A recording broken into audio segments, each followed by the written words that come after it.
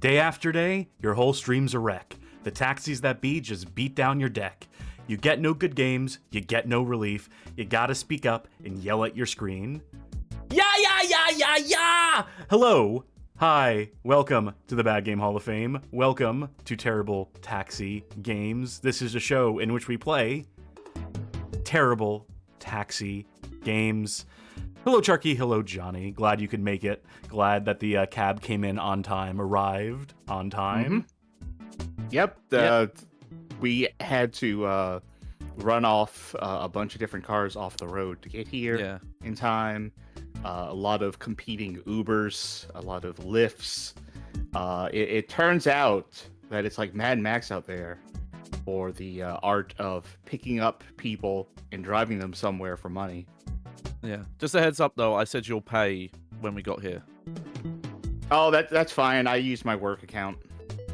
Yeah, that... Oh, no. I'm a cast, whatever. Whatever. I mean, we're about to get run over by a taxi, so all our troubles will soon be done.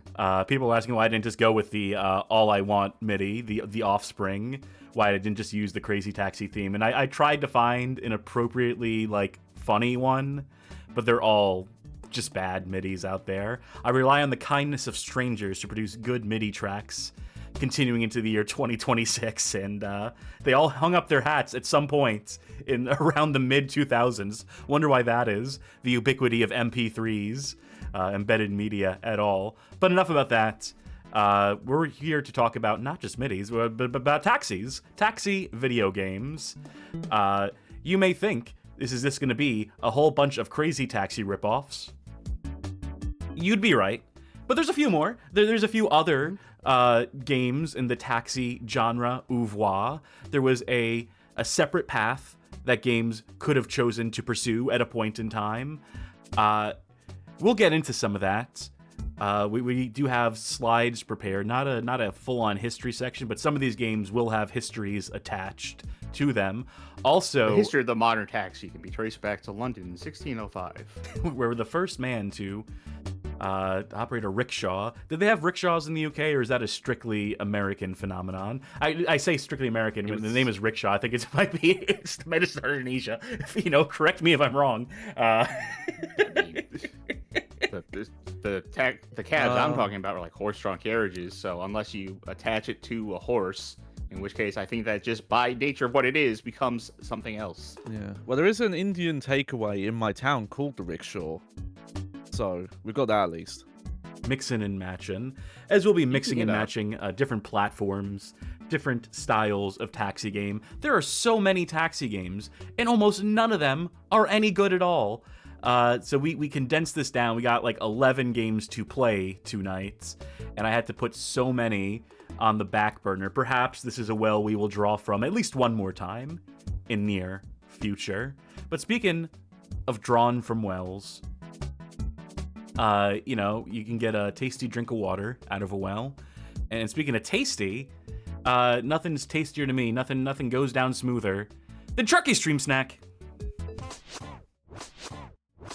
All right, well, tonight's stream snack for me is going to be very simple. I just have water. I just need to hydrate today, Folks, hydration check out there. If you haven't drunk in a while, drink some water. But yeah, I'm taking it easy on my stomach today.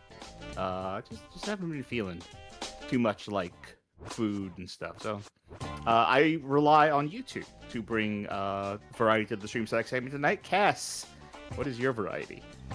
Oh, I'm just drinking Monster Energy Ultraviolet, though.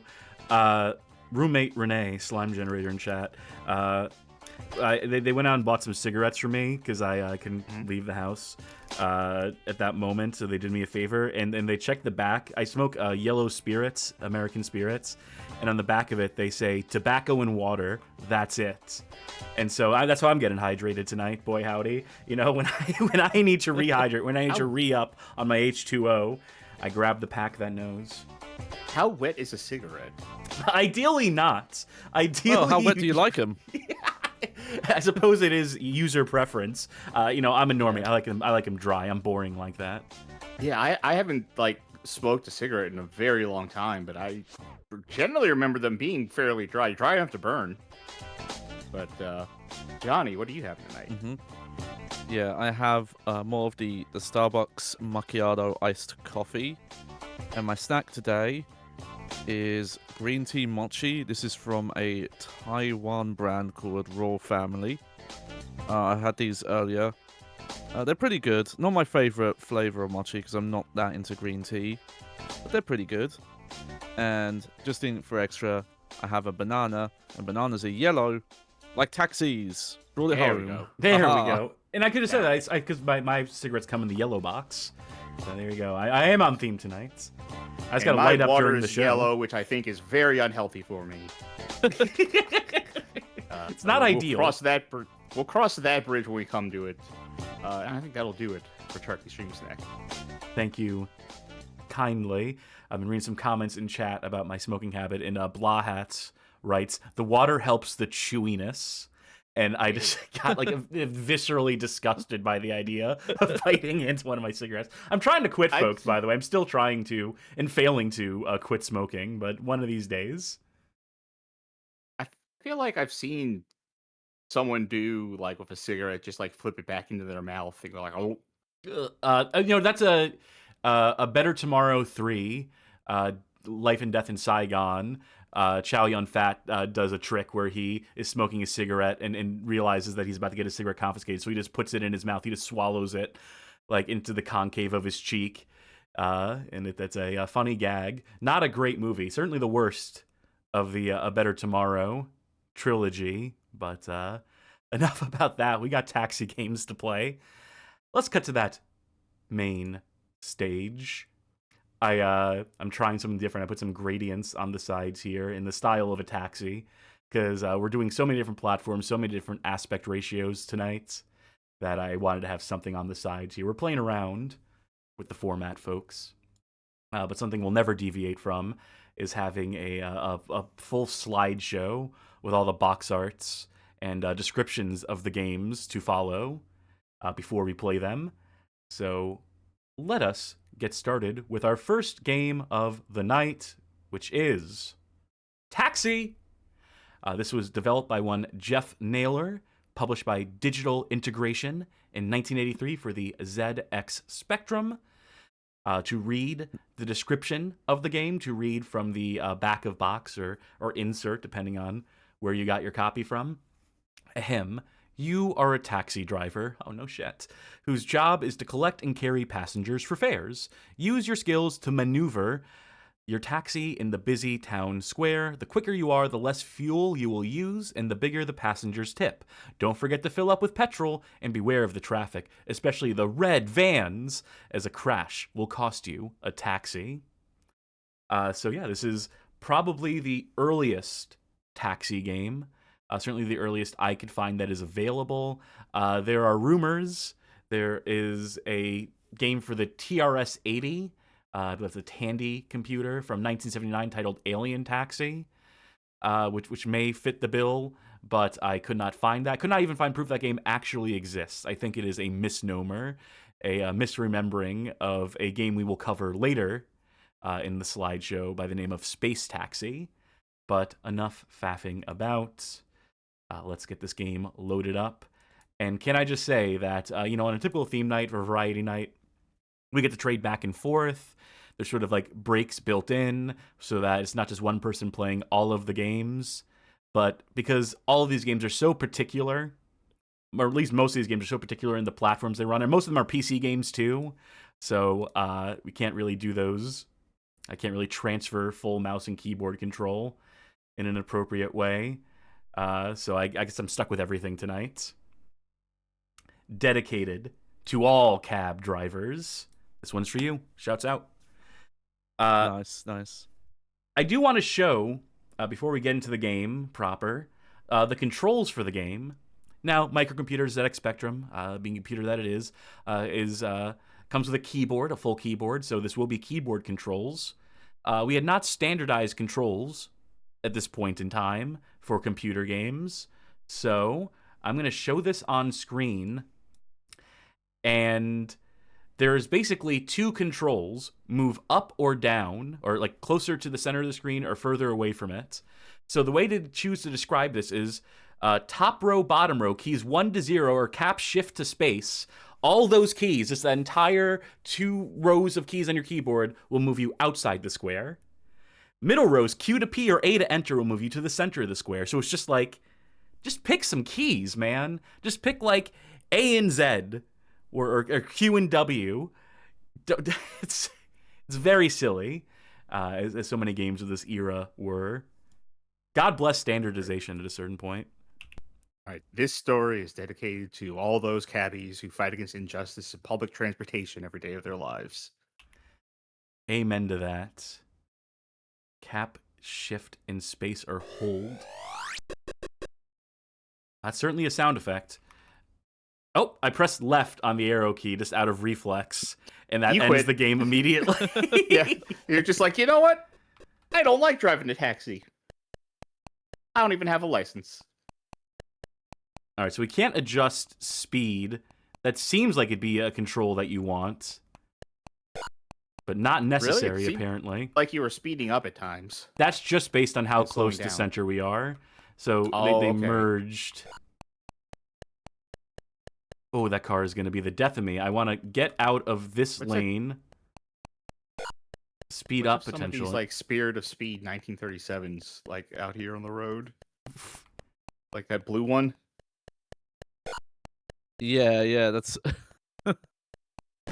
yeah. Ford versus Ferrari. ASCAR. Brutal.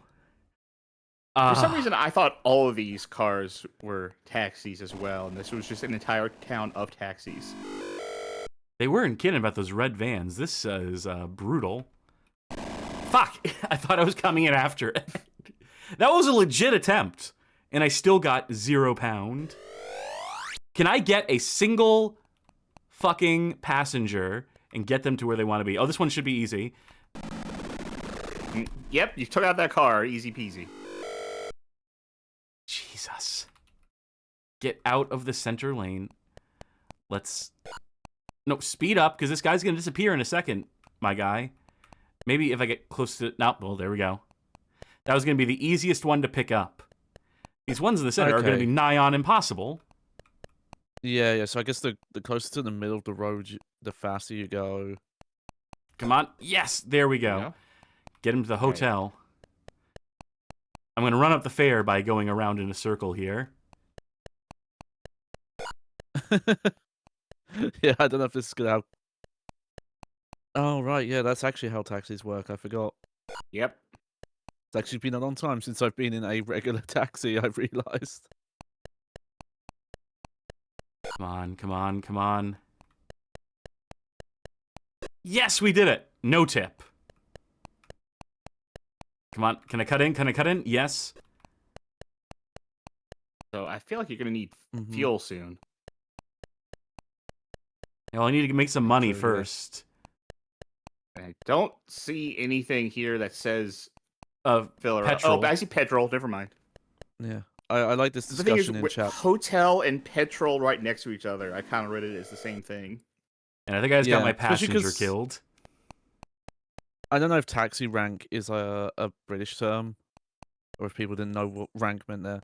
I've definitely never heard taxi rank. How do you level up? I don't know why. That's just the area where they all park up to wait for customers is called a rank for some reason. Asshole. But that was just murder. That was just someone trying to kill you. Wow, 5. That's 5. Good enough for the top score. Comedy was different in the 80s. Yeah.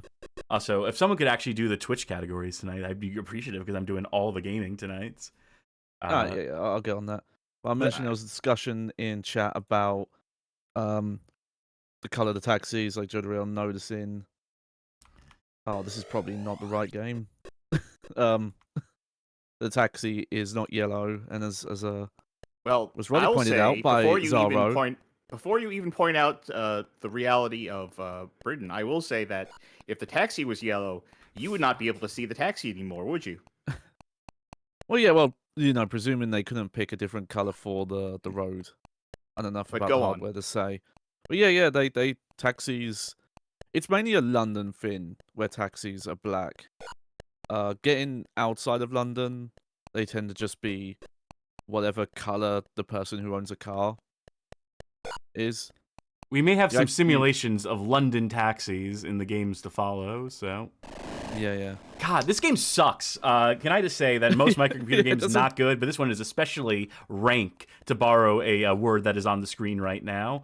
The traffic does not abet. There's just no way to get over to the lane you want to be in at the moment you want to get into it.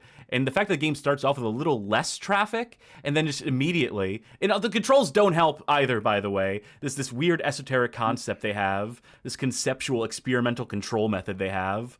It has been... Not on a technical level, but on a spiritual level, this feels like a TI-83 game to me.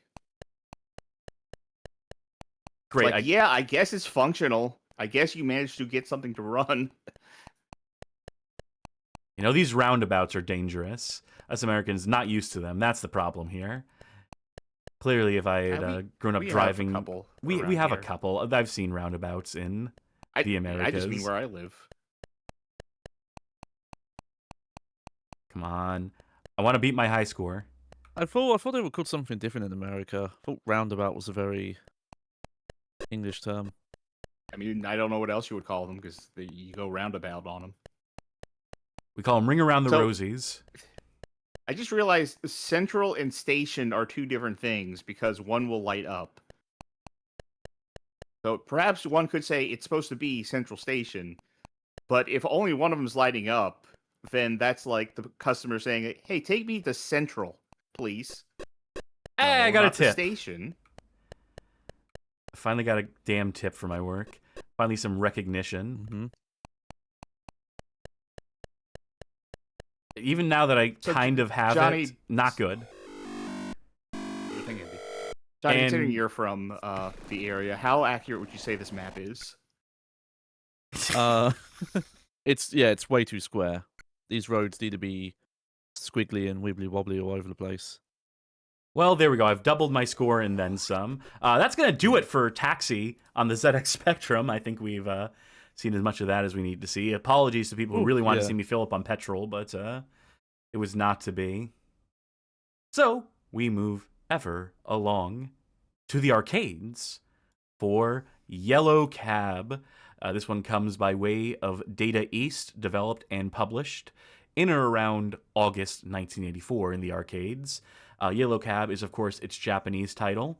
Now, you bring over a game like this to North America, and, Yellow Cab, that's way too... Oh, what the Yellow Cab? What's that? So we went with the far more appropriate name, the far more, recognizable name of Kamikaze Cabbie.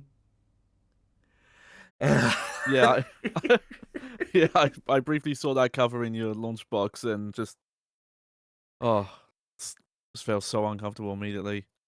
So the description as written for this one is that this is a game built on the driving maze game format of Namco's Rally X, released 1980.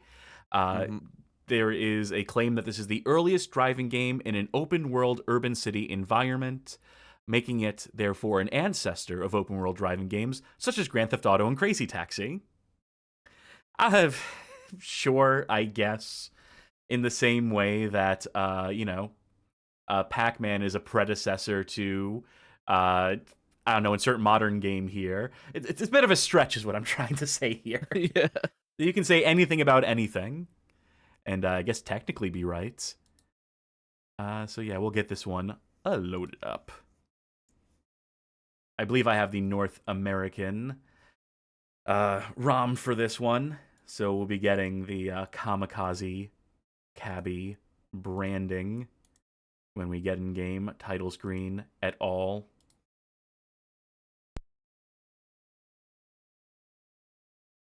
And there we go. Not pleased to see it, but it's what we got. Beep, beep. Oh. So, in an era before the Crazy Taxi arrow hanging above the top of the screen, they're giving you sort of like grid. They're giving you coordinates. Well, I just killed the shit out of that guy. And the cops are crazy in this game, too. They're like your biggest hazard, as I'm to recall. Alright. Hey, taxi, come here. Yeah, thanks. All right, hey, take me to 16 right and 3 up. Hang on, can you take me to 3, please? Give me the 39 in a hurry. Okay, you know what? Those might be the biggest hazard on the road. Whatever those are, those steamrollers? Yeah. Alright, I need to feel like find... maybe some of the issues in the town would be mitigated if they actually painted, like, lines on the road and had stoplights. Yeah. I love you. I love you. No, that's so sweet of you. Okay, it took me maybe like 10 seconds to realize. Part of me kept thinking, is this ROM corrupted? No, the black squares are supposed to be shadows, not just missing graphics. There, we put some gas in. Now all I need is a damn customer. Did you get gas brand gas? It's pretty big in the city. Where are the customers? Where are the people who need to go places? Yeah, go in the back roads. I love you! Also, it's so easy to bump into anything and everything in this game. Yeah. Me, cows want to ride?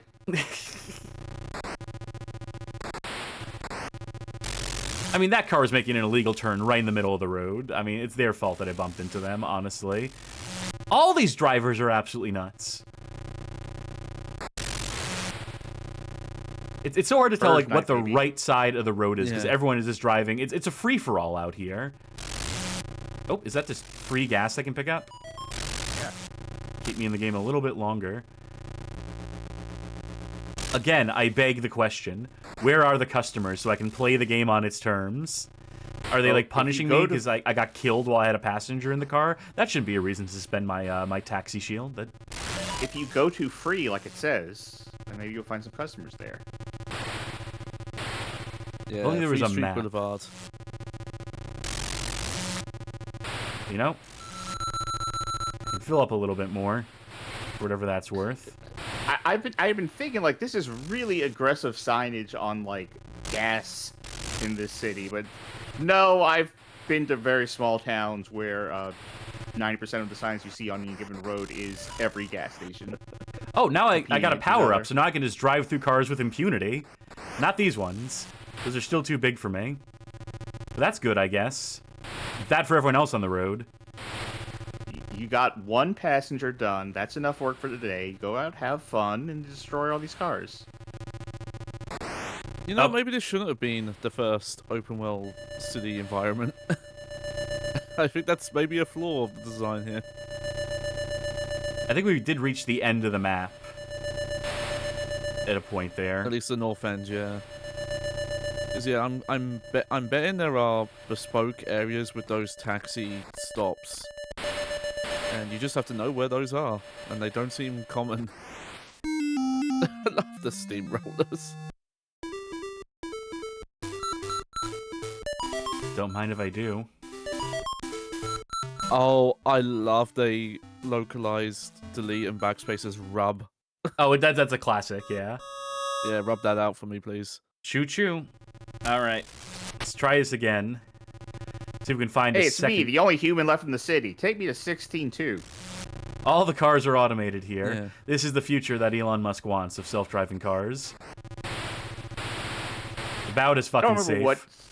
I don't remember what self-driving taxi company it was, but you remember, this is one of my favorite news stories in recent years, was this guy got into, it might have been a Waymo, but it was a self-driving, like, taxi service thing.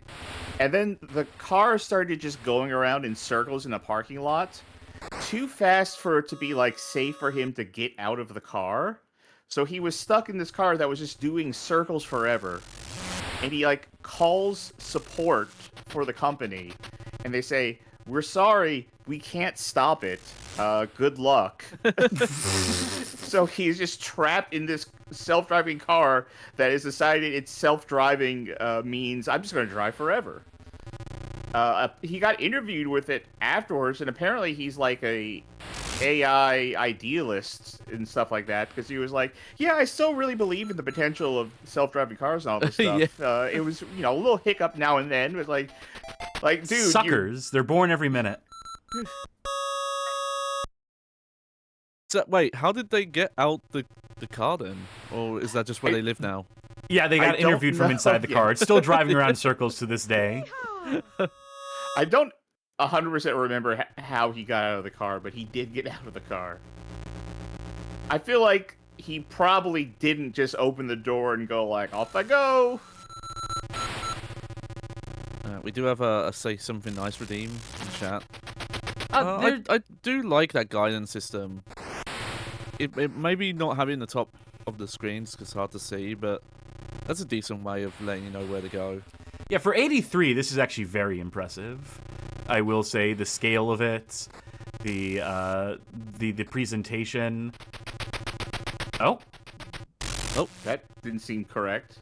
yeah, that was absolutely not the stop Maybe they if requested. maybe if you take too long, they get out. Oh, actually, I want to go here now. Shit. Tall building? Cool. Changed my mind. I also do like that you do get points for killing other vehicles, for steering them into traffic and eliminating them from the world, from life as we know it. I mean, they seem dangerous. That's probably a good thing to do. You've heard of defensive driving. This is the offensive driving I've heard so much about. Yeah, we're never going to beat Yoshiko. And that's unfortunate, but that is going to do it for Yellow Cab, also known as Kamikaze Cabby. Maybe to stick with Yellow Cab when referring to this one in near future, if you should decide to play it for yourself. I just want to see. Let me see one loop of the demo. Let me see one. Let's see how they do it. Let's see what I was doing so wrong. Yeah. Oh yeah, they're driving more. Cautious relatively into a wall, safe into some people. to this game, yeah. And that's what it looks like. All right. Very good. Historic game. You know, it's the early ones when we do the chronological order here. So you got to start off with a few ones out of left field, a few ones that are possibly forgotten by time, set things up.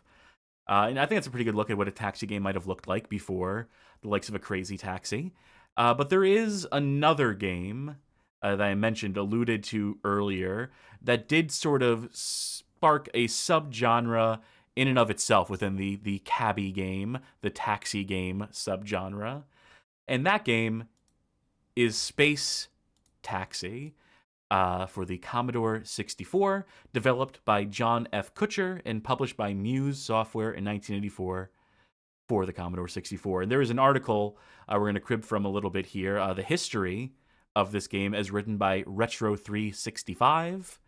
I will link to that here, and I'm just going to read this rather than play this one because it's not bad. I mean, I don't necessarily love it, but is it bad enough for this show? Probably not. So this is just going to briefly cover the story of one John Kutcher in this game. With money borrowed from his granddad, John Kutcher was able to acquire a Commodore 64, a computer he soon became deeply invested in. On his own, he learned the machine's ins and outs, an endeavor that soon turned into a 3-part game loosely simulating the job of an ambulance driver rescuing people from fires. As the development evolved, it became apparent that it was good and professionally done as many of the products on shelves at local computer stores. In the Baltimore phone book, Kutcher found an entry from Ed Zarin's Muse Software, a company that had seen much success publishing Silas Warner's groundbreaking Castle Wolfenstein a few years earlier. Kutcher contacted Muse and presented his ambulance driver rescue game, then titled Rescue Squad. Zarin saw potential. A publishing contract was agreed upon. Warner, who had incorporated some of the earliest digitized sound effects into home computer games, added sound and music to make the game a more complete experience. 17-year-old Kutcher was about to graduate from high school when his Rescue Squad was published for the C64 in the summer of 1983. While being his first commercially released game and only selling moderately, it did receive the Best Game of the Year award from one of the established computer game magazines and prompted interest from Muse for Kutcher to create a second game. And that brings us to the story of Space Taxi specifically. That's just a setup. And I include that because how many developer stories have we covered on here so far that begin with kid, wunderkind, gets a computer, family buys it for him, then he looks up a publisher in the phone book, the yellow pages, and just cold calls him and says, hey, I got a game. Game dev used to be different, folks. Different times, a different era. So continuing the story, after graduating from high school, Kutcher began his studies at Johns Hopkins University. During the fall of 1983, between classes, Kutcher programmed a small game engine in assembly language that could simulate a flying vehicle, a space taxi, if you will, controlled by thrusters. By using different parameters, the engine could depict different scenarios in physics. The inspiration came from the numerous lunar lander concepts that had evolved over the years and managed to stay continuously relevant in the market. While majoring in electrical engineering, Kutcher created the electronics for an analog to digital converter for digitizing his own voice. By using a microphone in the Commodore 64's expansion port, he was able to sample spoken words, more or less the same as Warner had done years earlier on the Apple II with his audio engineer Alan Boyd and their The Voice software. By playing his recorded voice back at different speeds, it can be used for creating the feel of different taxi customers. The C64 was designed to deliver a number of official graphics modes to provide for the combinations of character-based graphics, bitmap graphics, and sprites. Kutcher created the taxiing customers as sprites, but used a low-resolution standard character mode for the backgrounds, resulting in very fluent gameplay. By January of 1984, Kutcher's game Space Taxi was complete and published for the Commodore 64 by Muse Software again. Muse had a great public relations guy who got the game featured in nearly all the major magazines, where it received excellent reviews. It received a Consumer Electronics Software Showcase Award as the only game that year. Consumer Electronics Software not necessarily all in on the video game thing at that moment in time. Space Taxi managed to sell around 10,000 copies. Impressive, and enough to pay for Kutcher's remaining time as an undergraduate at the university. So as I wanted to put an old game story here. Space Taxi goes on to be highly influential. 10,000 copies. We look at that and we're like, I pissed 10,000 copies in the morning. But that was for the C64 for the year 1983 or 84 specifically. That was, not bad. And it was enough to influence a number of games to follow. And we're going to play one of those now instead of this. Instead of playing Space Taxi, we're instead going to play one of the many ripoffs of Space Taxi that were to follow. But though this one takes it in a sort of different direction time-wise. Ugh! Developed by Egosoft and published by Playbyte in 1992 for the Commodore 64. Also released for MS-DOS and Amiga. I think the MS-DOS version was the original version of Ugh! And also, here is not to be confused with 1983's That's the different game for the ZX Spectrum, developed by Chris Morris and published by Softtech International. Coincidentally, about a caveman, but not a taxi game per se. So, as a clone of Space Taxi, was later distributed as shareware, mainly via bulletin board systems and magazine cover discs. So this game got around at a moment in time, despite not being particularly original or good necessarily. I think the MS-DOS version got the highest reviews of the three different versions of this game, and the C64 got the lowest scoring reviews. So naturally, we'll be playing the C64 version here on the show. And if I'm not reading this, by the way, as like a long drawn out ugh. Like I'm seeing this as like a ugh. Well, like, get really short punch it. Ugh. I'll be honest. The reason this is here, I just wanted an excuse to say ugh, ugh, ugh, different variations thereof multiple times in a row. That's kind of what, just whatever way you want to pronounce it, it's funny no matter what. And what's even funnier is, again, there was another game called Ugh. This is the second Ugh. Very silly. Now let's load up that C64, that Vice Cavemen were emulator. big for a while. Captain Caveman, Flintstones, Captain Caveman meets the Flintstones. We need to do a caveman night. I think we talked about this the other day. Yeah, we did. Yeah, we have talked about this.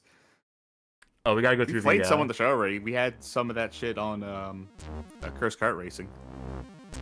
Got a whole cracktro here. From the Stone Age. Back from... We tried this cracktro.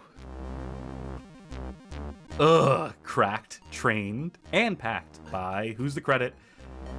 Micron of Success. All right, good for you, buddy. Oh, I was reading that as like a caveman cracked this, craft game. Ooga, learn Shoutouts assembly. to Cave Crew. Fucking No to thanks dinosaurs. to dinosaurs. Yeah. I just want to see the end sequence? No, I want to play the damn game. Do you want unlimited lives? Nah. Unlimited energy? Nope. Want some anti-gravity? I don't think that's necessary. Sprite collision off. You want a Coke? You want a Pepsi? You know, both. I could use the level jumper just in case. Yeah. God bless trainers.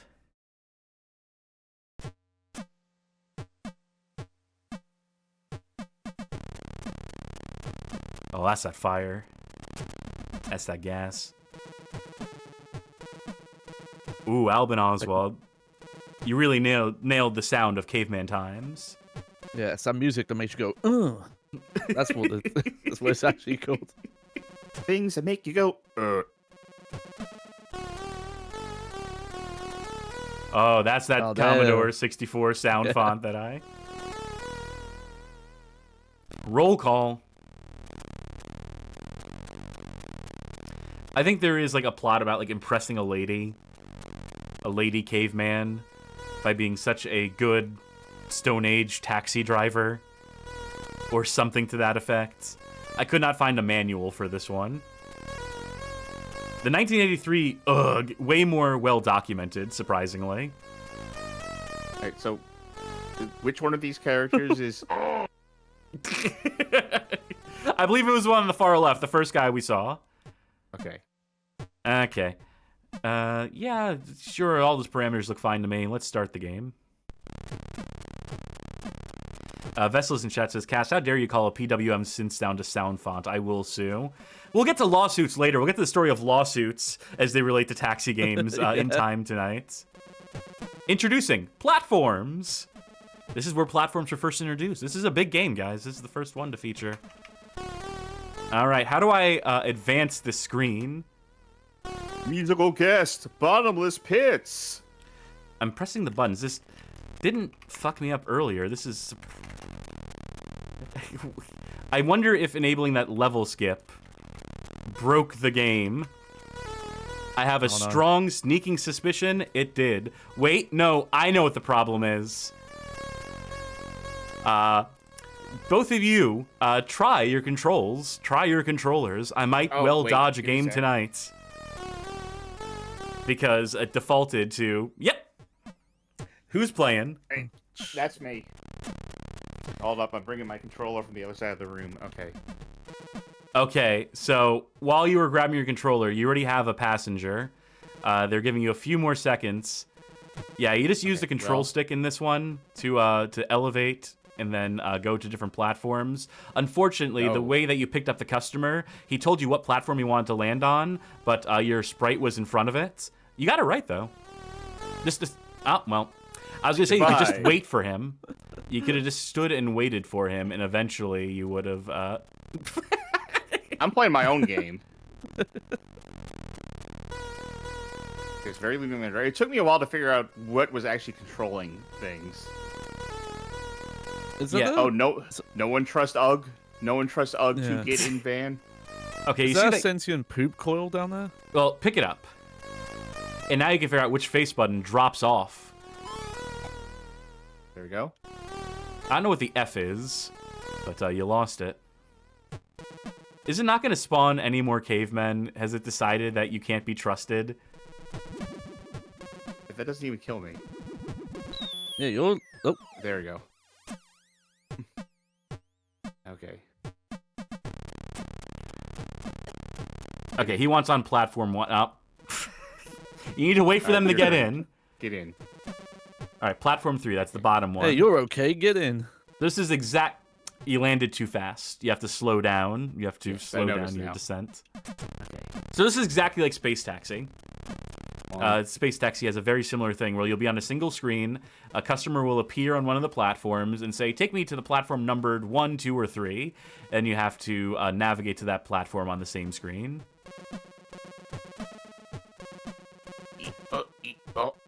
There. 3. Is this the person there always going to want to go to 3? Is this person going to want to go to 2? Yeah, he's going to want to go to 2. What's that X that got dropped? Oh, Yeah, never I mind. don't know. If I wish I could have found a manual for this. Would have been immensely helpful to know I bet you want to go to 2. the iconography in this game. Yeah, you do. Can I interest you in a 1? Yes. Okay, I think I have solved this game. Oh, Introducing Did you press the C, trio or- No, that's just the end of the level. You got it. The trio Teparis. It wasn't a Triceratops. It was something else that I didn't have time to fully read. no, I think I understand the danger there. Okay, come here. Yeah, so just be careful What- if you have to land on 4, which is, of course, the first thing you got to drop someone off at. Oh, and then you can pick up that lady. I see. Veslas in chat says, "I feel this music is not caveman enough." What? Sing me a caveman song you've heard, Veslas. Ooga Chaco. Bro, we- Ooga Yeah, Chaco. For all we know, this is what cavemen sounded like. They all Get in. sounded like Commodore 64s. Get in. I think you already have something. You need to press the button to drop off whatever's in your, You have to do it while you're in midair. Yeah, so because you have... I don't know what this object is, what the point of it is. I know what the point of it is. Where are you? Oh, I missed. Maybe. I may have missed. Whoops. Oh well. Simply the best. Dreaming, unknown lady. Albin Oswald. One of these names is not like the Press other. fire to go on. Go on. Let me take control of this. Let me see if I can do a perform slightly better at this. Go for it. And I'll skip ahead too. Start game. All right, when can I press C? When can I skip the stage? It doesn't actually work. It does not actually skip. Maybe I don't have the keyboard bound, which wouldn't make sense because I'm definitely pressing buttons on the keyboard screen. Did they say 3? The top right always goes to 3. The bottom always goes to 2, and the left always goes to 1. The guy in front of the door on the left, he always tells the truth. Again, I wish I knew what the X Okay. was.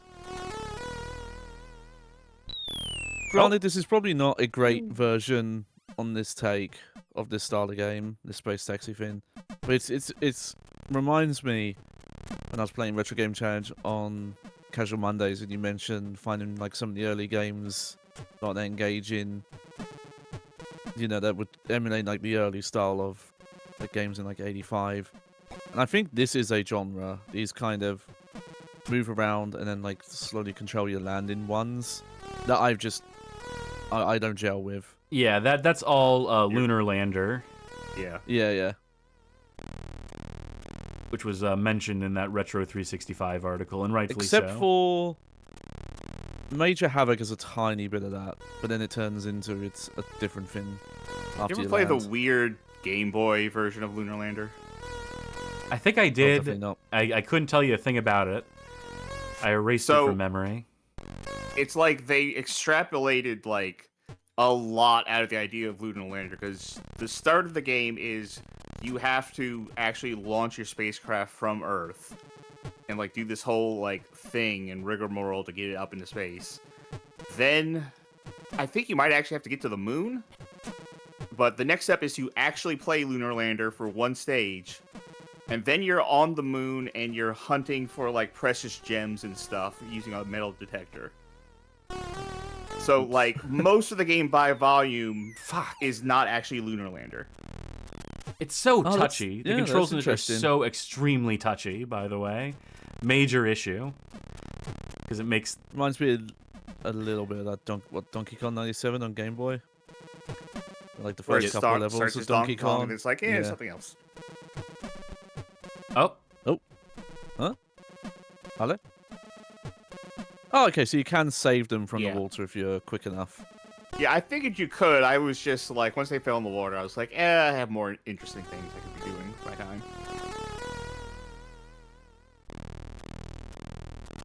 oh, there's a guy down there. It's so easy to miss Yeah. because the graphics aren't particularly great either. I do like they tap their foot when they're waiting. Well, that's as good as I can do. I'm sure they introduce Well, even where more did the Triceratops ideas. want to go? You got in your cab. Yeah, I'm shut down for the night. That's gonna do it for. And I feel every syllable of that game's title, all one of it. All right, well, that was the classic era. Now we move on into a little game by the name of Crazy Taxi, which is a little history on Crazy Taxi. We're not going to sully Crazy Taxi by playing it on this goddamn show, at least not this version of it, which is to say the original arcade release of Crazy Taxi, developed by Sega's AM3 Hitmaker division, released the arcades in February 1999, would eventually be ported to the Dreamcast, the GameCube, the PlayStation 2, and Windows, and even more than that. There's an interview with the game's producer, Kenji Kano, that was conducted by IGN. Gets into some of the history of Crazy Taxi. Worth a read if you are a Crazy Taxi kind of fan. But I'll summate, I'll give some cliff notes here. Crazy Taxi producer Kenji Kano noted that the time extension on gameplay, the concept of extending the time limit, was a breakaway of then current. There was a concept of 100 yen for 3 minutes. That was sort of like the unspoken, unwritten rule of developing arcade games. That was like the sort of like cost ratio that made games effective as arcade games. And so the idea was to break away from that a little bit, reward players with longer playing times by performing well in the game. Now, of course, that's not really that revolutionary concept. I mean, people got good at games all the time and extended their quarters or yen to the maximum, but baking it into the game's timer itself, I guess, is a bit of the innovation there. Mm-hmm. In addition to providing a game that could be played in short sessions, Kano wanted a game to explore, quote, the daily life and routine of a taxi driver. Getting to some of the simulation. What a hardcore simulation Crazy Taxi is, boy howdy. You want to see what the daily life and routine of a taxi driver is? Look no fucking further. Crazy Taxi is notable for its soundtrack, featuring the bands Bad Religion and The Offspring, who provided all of the tracks for the arcade, Dreamcast, PS2, and GameCube versions. That PC version was the first to feature an entirely new soundtrack. In case you were wondering where in the timeline that happened, it was with the original Windows release, where they omitted Bad Religion and The Offspring in favor of music from bands like Pivot, Too Rude, and Total Chaos, none of whom provide a track nearly as memorable as The Offspring's Yeah, Yeah, Yeah, Yeah, Yeah. That's the name of the song. Look it up. That's All I Want by The Offspring. I think the other song that people remember is Way Down the Line. Yeah, Those are the two Offspring songs. What Bad Religion song is even in the game? It almost doesn't matter. Oh, I don't know the name. I can hear them, but I don't know the name. You know what Sega arcade game had a banger soundtrack? Top Skater. I think that was all one band. It was multiple tracks off of like one punk band's album. Pennywise. Pennywise, that's right. I don't even like Pennywise, but it's perfect for that game, for the era that came out in. Anyway, in Japan, following the release of Crazy Taxi, we're getting some of the numbers here. Game Machine, which tracked sales data for arcade games, listed Crazy Taxi in their April 1999 issue as being the second most successful arcade game of the month. It went on to be the biggest hit from Sega's Hitmaker Studio, that is to say AM3. Sales for the game were generally high. The Dreamcast version was the second highest selling Dreamcast game in the United States in 2000, selling nearly 750,000 units. American sales later reached 2.2 million units across the Dreamcast and PlayStation 2, including 1.11 million for the Dreamcast and 1.07 million for the PS2. In the UK, the Dreamcast version was reported to have sold out completely.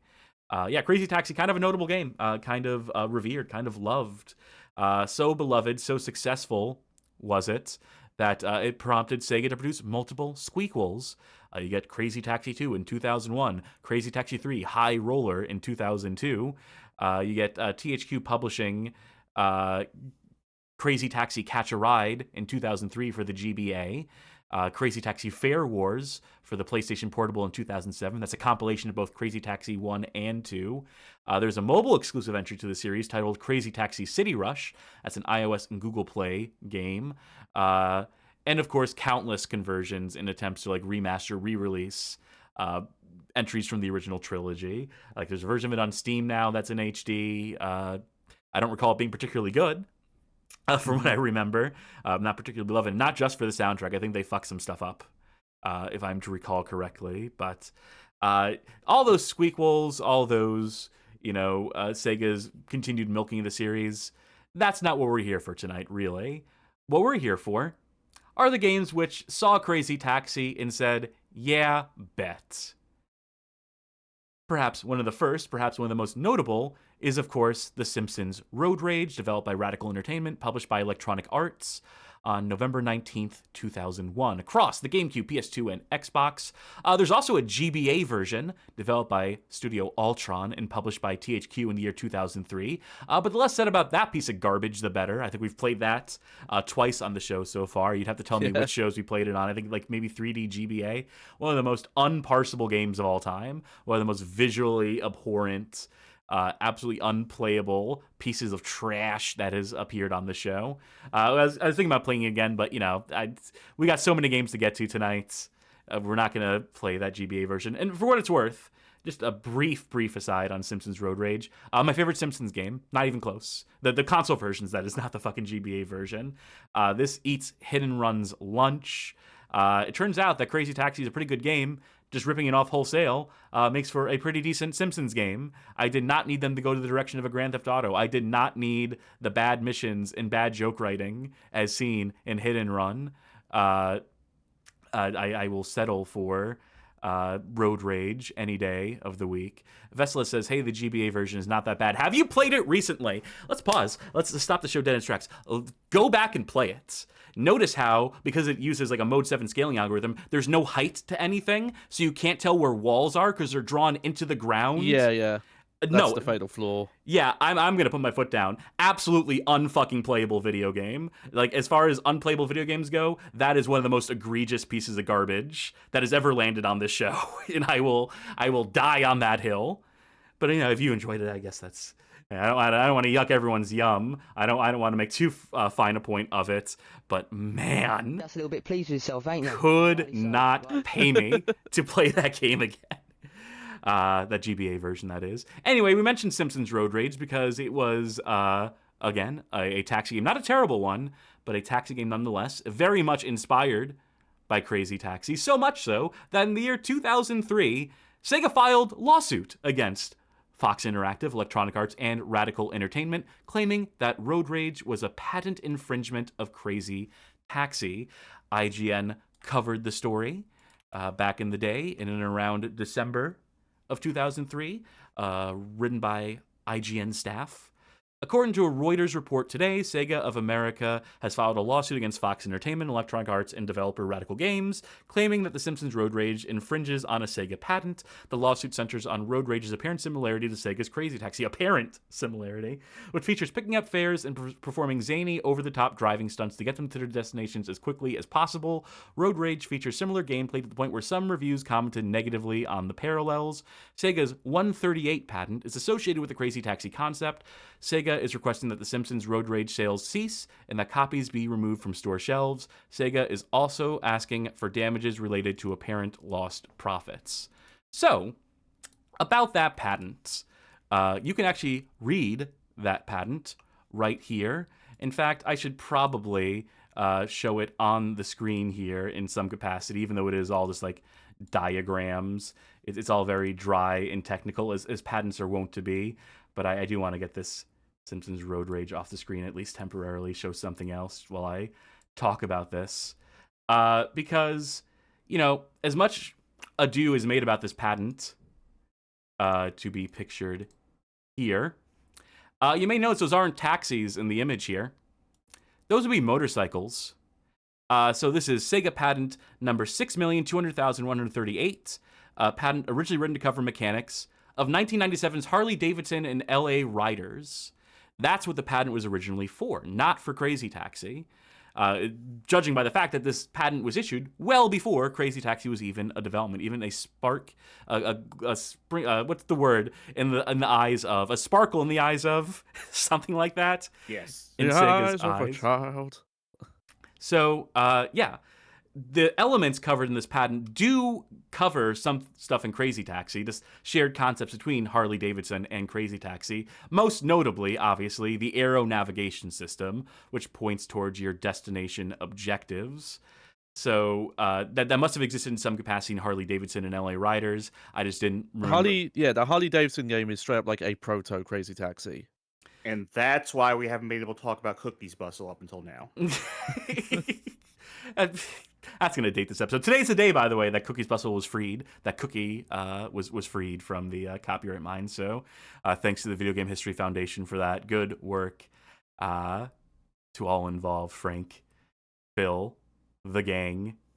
Back to this, though. Back to the current image on screen, this patent image. Eventually, the case, Sega of America versus Fox Interactive et al., was ultimately settled in private mediation for an undisclosed amount.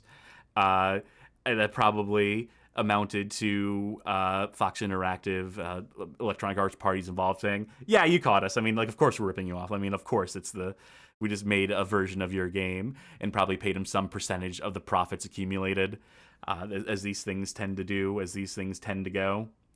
But I'm sure that's a fine resolution to find a satisfying end for all involved. It means that Road Rage can't be re-released. At least not until like Sega gives them the okay. Maybe that's like...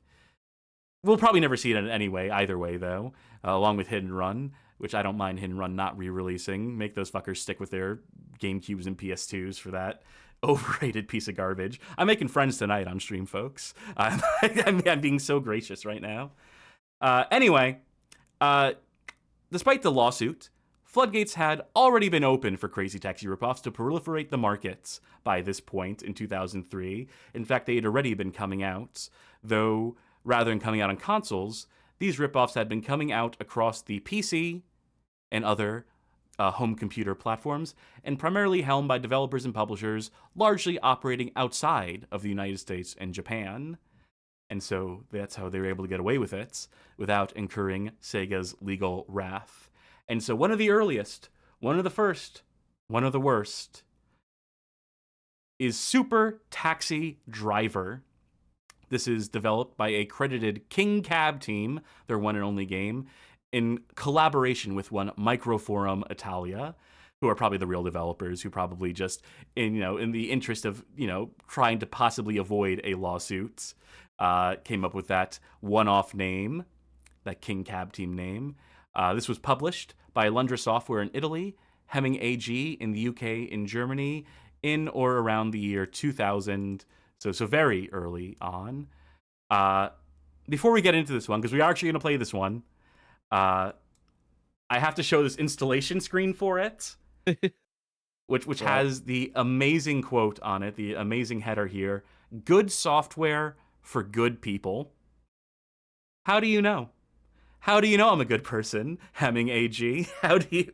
Very presumptuous of you. What about villains? You put it in, and then like the disk drive just opens and spits itself out, and you have to look at yourself in the mirror. I was just gonna say, no one bad could like Super Taxi Driver. Well, I'm gonna load up the PCEM, the virtual machine, for this one. It's gonna run a little jankily, a little possibly slower than it might have on a higher end computer of the day, but we should get like a sort of baseline experience for it in its Salem capacity. Tenebro says normal software for normal people. Couldn't be me. I mean, have you seen the show I host? It's Windows 98. We may see it later, but the main thing I remember from that Sega Fox Interactive suit was mostly around the guidance arrow, where you would see that in a lot of games, and then once that happened, at least like stuff published on consoles and major publishers, that mechanic disappeared from games basically. That patent has expired. Systems. In 2018, that patent expired, yeah. by the way, so I think we can get back to that now if folk want to start reincorporating that. And folk have, I think. There's been games since. Presents a King Cab team production.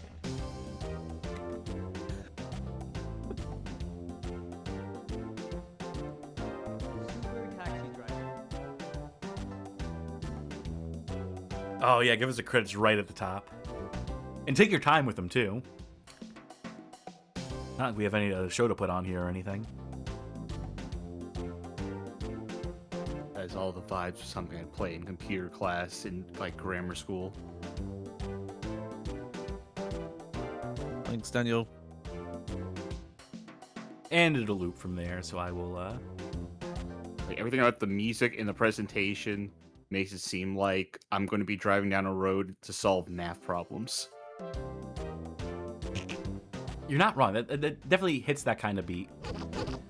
I'm leaving lighting on, but turning the graphic filtering off because there are some artifacts introduced with the graphic filtering. There's like a purple outline around everything. 3D acceleration on if I tried turning it off to do software rendering and just wouldn't run. Can you do me a favor? Can you just go through those options a bit? I just thinking, like, it sounds like bed springs. Yeah, not a pleasant sound. Like, you'd be grabbing your broom and, like, hitting the roof of the apartment above you, saying, like, fucking knock it off. All right, let's check these keys. Accelerate. I'll say up arrow. Stop. How about the down arrow? Left. Let's go with left arrow. Right arrow. Changing gear. Let's make that the Z key. Horn, space. That's it. Yeah, definitely need that. That's all you need. Interesting for, like, a control screen to bespoke show you, like, hey, this is kind of what that action looks like, just so you know. In case you've never seen a car before. Pick your taxi. All right, we can drive for Highlands Auto. How's this depiction, this culturally sensitive depiction of a Scotsman, Johnny? I mean, I'm surprised he's wearing pants under his kilt. I don't know if that's even allowed. Well, we have a few more drivers. I'm just moving the chat up a little bit. Kenya Taxi. I sure hope if I can comment on this one, sorry. And Fastest Taxi Line. Feel free to call any of these phone numbers. Estonia? Who's to say? Now, I am going to drive this because this is the most classic taxi. Yeah. That's my motivation. The like 50s lowrider look that a lot of taxis in Crazy Taxi have. You know, I never questioned why Crazy Taxi is so focused on that that style of car for the taxis. Looks cool. Yeah, I was just like, oh, I guess that's just what Crazy Taxi does. Ooh, I may have overdriven a little bit. Well, this runs at A frame rate.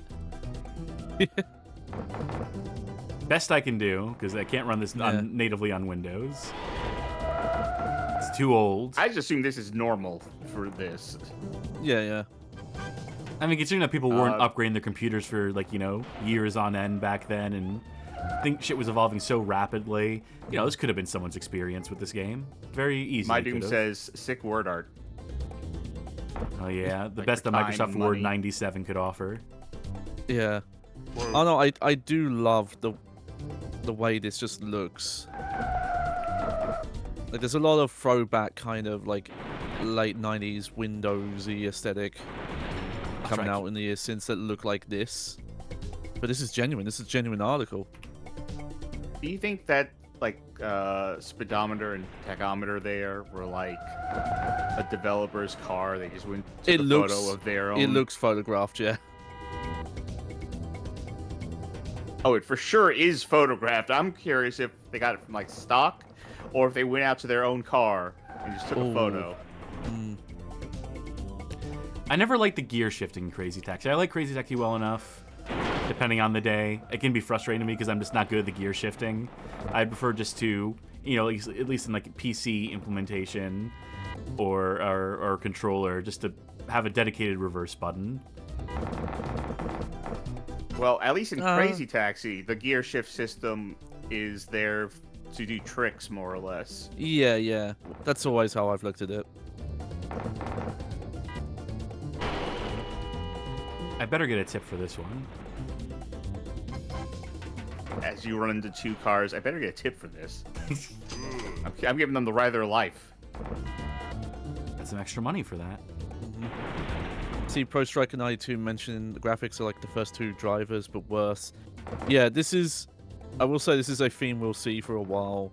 This weird era of... This is what a photorealistic game was in the early 2000s, was... We took a picture of a store and we put it on a flat wall.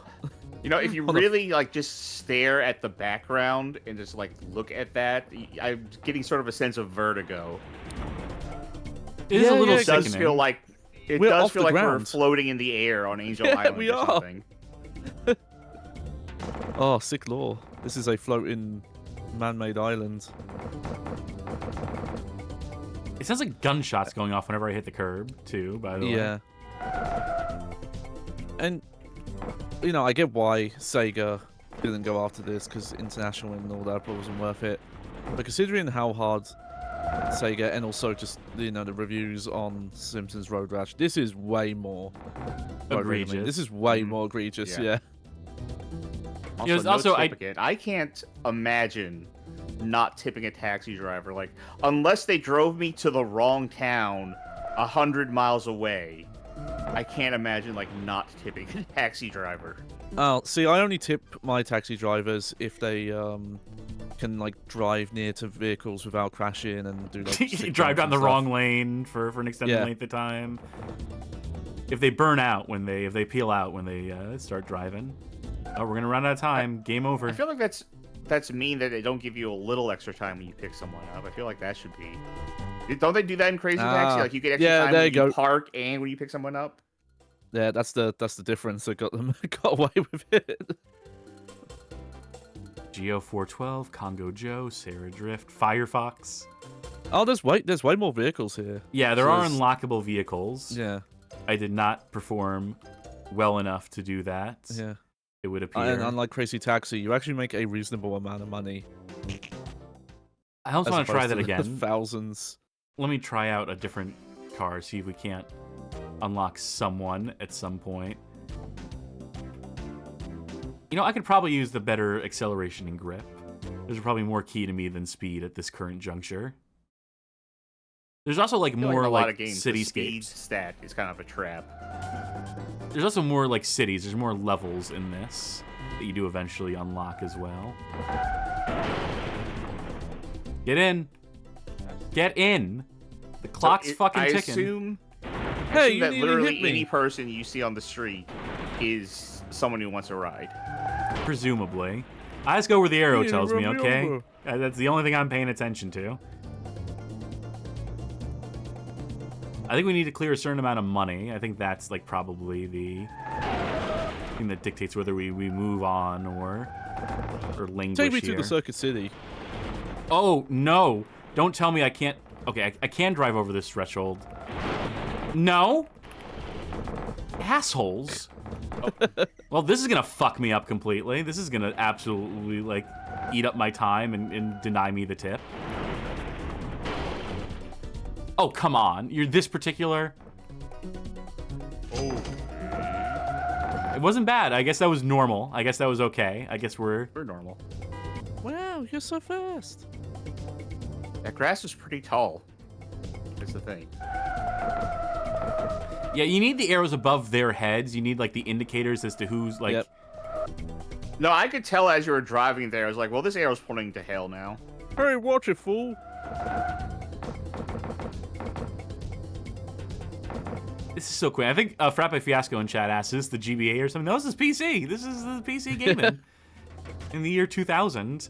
Yeah, you know, it does not look that far removed from the Drive for Free conversion on Game Boy Advance. Is this game running on Blue Roses too? Yeah, just less warping.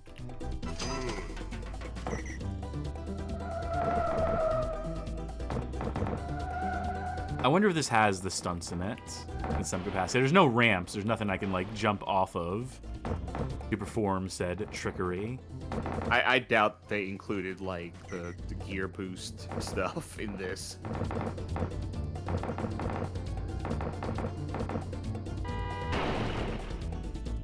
So, not to spoil things tonight, but, you know, like, this is pretty, like, you know, the physics here are pretty tame, all things told.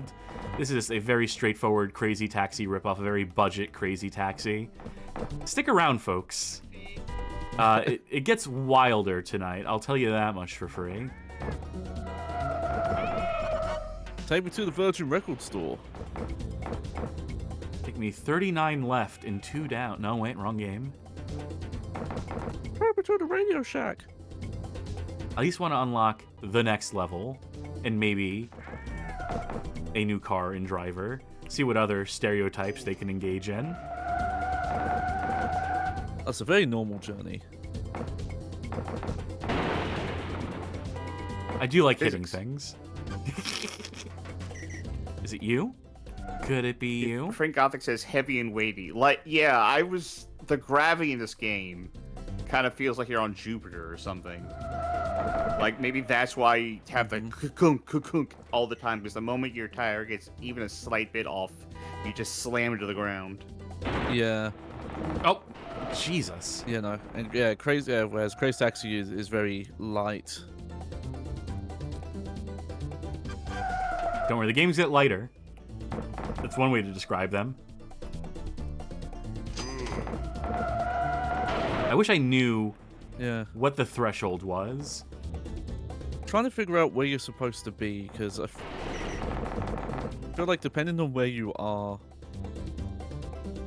on the road, like in some places they're driving on the right, but then earlier they were also driving on the left instead. Well, look at the background and try to, like, figure it out from there. Like, use your GeoGuessr skills. Yeah, Say something nice. You know, in the period of time where there wasn't Crazy Taxi in Windows, or, you know, maybe when it came out it was expensive and all you could afford was this, you were getting a Crazy Taxi-esque experience. It wasn't as good, it wasn't as stylish, but, you know, it is a game that you could play. Ostensibly, it works, it functions well enough. Ah, there we go. Hey. And, you know, I will say this. Multiple stages. Crazy Taxi in the arcade only has the one map, right? I think the console version gets an extra one, and it has the mini game. Yeah, that would be my main say something nice, is they've put more progression into this than the console ports of Crazy Taxi would have. You know, and call me crazy. That's always a big flaw with those. Call me crazy, but I think there might actually be a bit of a boost you get for starting in reverse and then going into drive. Oh, yeah.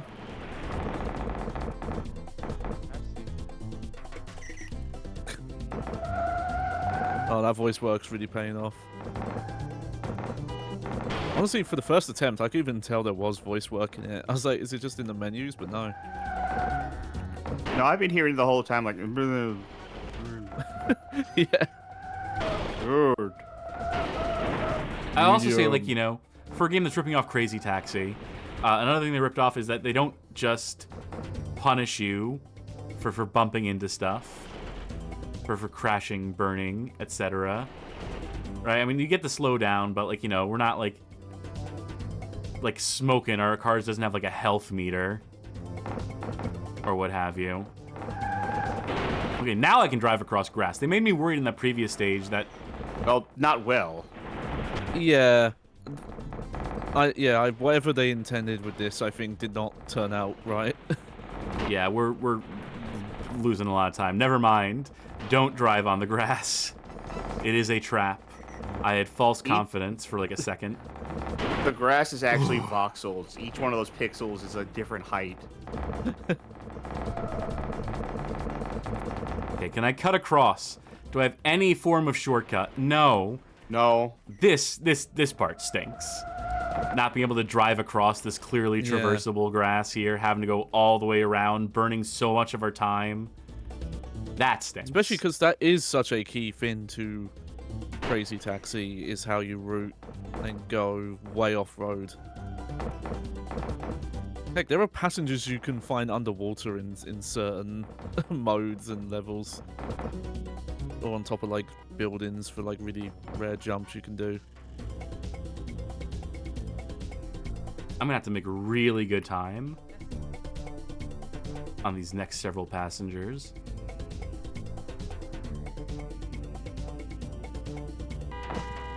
I did not get the peel out there in the way I was trying to. What's this unit of measurement? Meters. Okay. I've never. No, meter. You don't. Okay.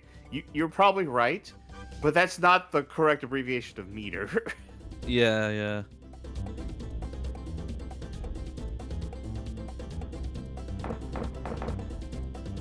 I have to wonder if that's maybe Fuck! a different region uses that. I feel like the whole thing with the metric system Let's double is check. that everyone does That's it the brutal. same way. That sucks. We lost so much time because of that grass. That's kind of unforgivable, honestly. That kind of ruins this whole thing, doesn't it? That kind of just fucks the whole thing up. Yeah, I played the game wrong and it ruined the experience for me. Well, I mean, what indication was there? Oh, The trial and error, like having fucked up before and being like, well, I shouldn't no. do that again. I figured it out. That's a metric ton. Oh. So you were driving in tonnage, apparently. Let me see if that was enough to unlock another car. No, it was not. Oh, well. That's gonna do it for Super Taxi Driver. It's a game. Remember, You know, it's a good game when all I have to say about it is that's a game. It's always a promising sign from us. it's just a game. So we move along to a game that's actually featured on the show before, but it will feature again here and now. The name of that game is Taxi Racer, developed by Stellar Stone and published by Best Buys Interactive, no relation to the tech retailer, in and around November of 2001. Now, Stellar Stone, you may be familiar with them. We only did a Stellar Stone Spectacular back in the day, which was our excuse to show off big rigs over-the-road racing on stream, as well as the rest of the Stellar Stone catalog. This is not the first driving game from Stellar Stone. I think they had a DOS game by the name of like Road Warrior or something like that. Watch our Stellar Stone Spectacular. But this was the first one on the engine that what's his name? The Stellar Stone guy, like the one guy at Stellar Stone, the guy who made the engine that powered most of their games, that he sold the company on the foundation of having this game engine. And so I think this was the first game made to demonstrate that after their failed tactical shooter project fell through. Again, we get into all of that in the Stellar Stone Spectacular. But this was arguably the highlight game of that night, in my mind, even more so than Big Rigs to a certain extent. This one deserves to be played, shown, and so we will do that now here on the show once again. I wasn't there for that night, actually. So No, I think you were out sick. So this will kind of be a little fresh to me. Oh, I may need to bear with me a second while I attempt to actually get this to hook. Weird game. Game capture. I am using game capture, but the issue I'm running into is that this game is very strange. A strange game. Oh, just as it hooks. Just as I see it finally hook. Oh, no, we got it. For the benefit of folk at home, we're playing in the world's tiniest window. Oh, there it is. It finally caught up to me. It is very difficult to get this working on modern Windows, but it does. In fact, I'm going to close out of it. Let me do this one more time. Let me start this one up from scratch. Make sure it hooks in properly at the start. Make sure it's actually in full screen so that my co-host can see it. When it first launched, it was in a 320 by 200 window in the center of my screen that would have been absolutely unreadable to them and to me. Little postage stamp. It was in like a Bazooka Joe comic size. But here we go. Note to people who want to play this game for themselves, you will have to lock down the frame rate on your graphics card end. Too much. Thank you for the gift subs, blah hats, as always. I'm hype. And this is certainly a game worthy of hype as well, as the second sound cue came through. Limit the frame rate to this one to 30 frames per second. If you do anything more, the game is even more broken than it is here. Yeah, I'll max out these settings for the most part. I That- think we can. handle it. So it's more fun if you Yeah. uncap it. And also, from my understanding, that will also be a reoccurring theme coming up tonight. So we can select our car. I chose the countdown mode. Ooh. Oh, I like this one. I like this. That's a classic taxi to me. Here's a classic London taxi. Hearse? Yeah, Oh. the black cab. No, I they like this do look kind of effect. hearsey, yeah. I like this one. This one's the classic cab to me, just because it has a little taxi sign on the top of it, clipping through, sort of bobbing up and down as the camera rotates, which is always a good sign. Okay, let's get it on. This is the soundtrack to this game. This is Bad Religion. So, you were waiting for those loose controls. Yeah. We got them in spades here. We got the arrow. We got a city. We have no cars on the road, even though I selected heavy traffic. It means you weigh more. Oh, I see, I see. Something Question about the scale of these buildings is fucking with my head, and I don't exactly know what it is.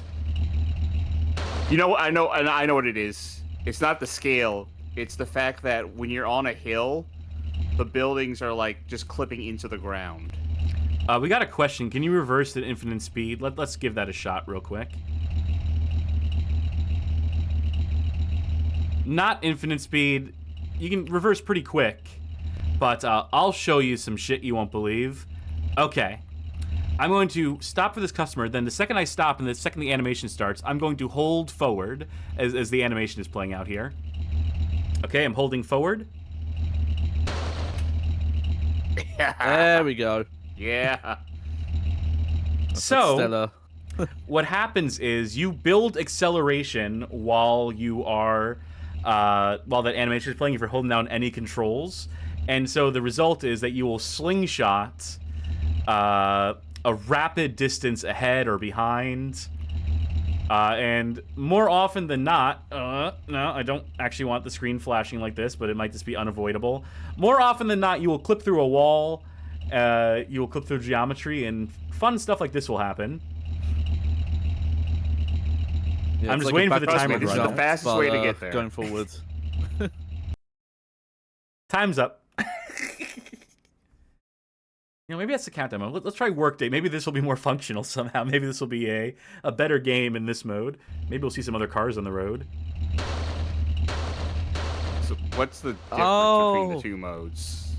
This one just gives you a full timer at the top that I don't think extends as you pick up For a customers. hot second, I thought this game had like a Slipknot percussionist soundtrack because you're hitting stuff sometimes without touching it, and the sound effects are so delayed.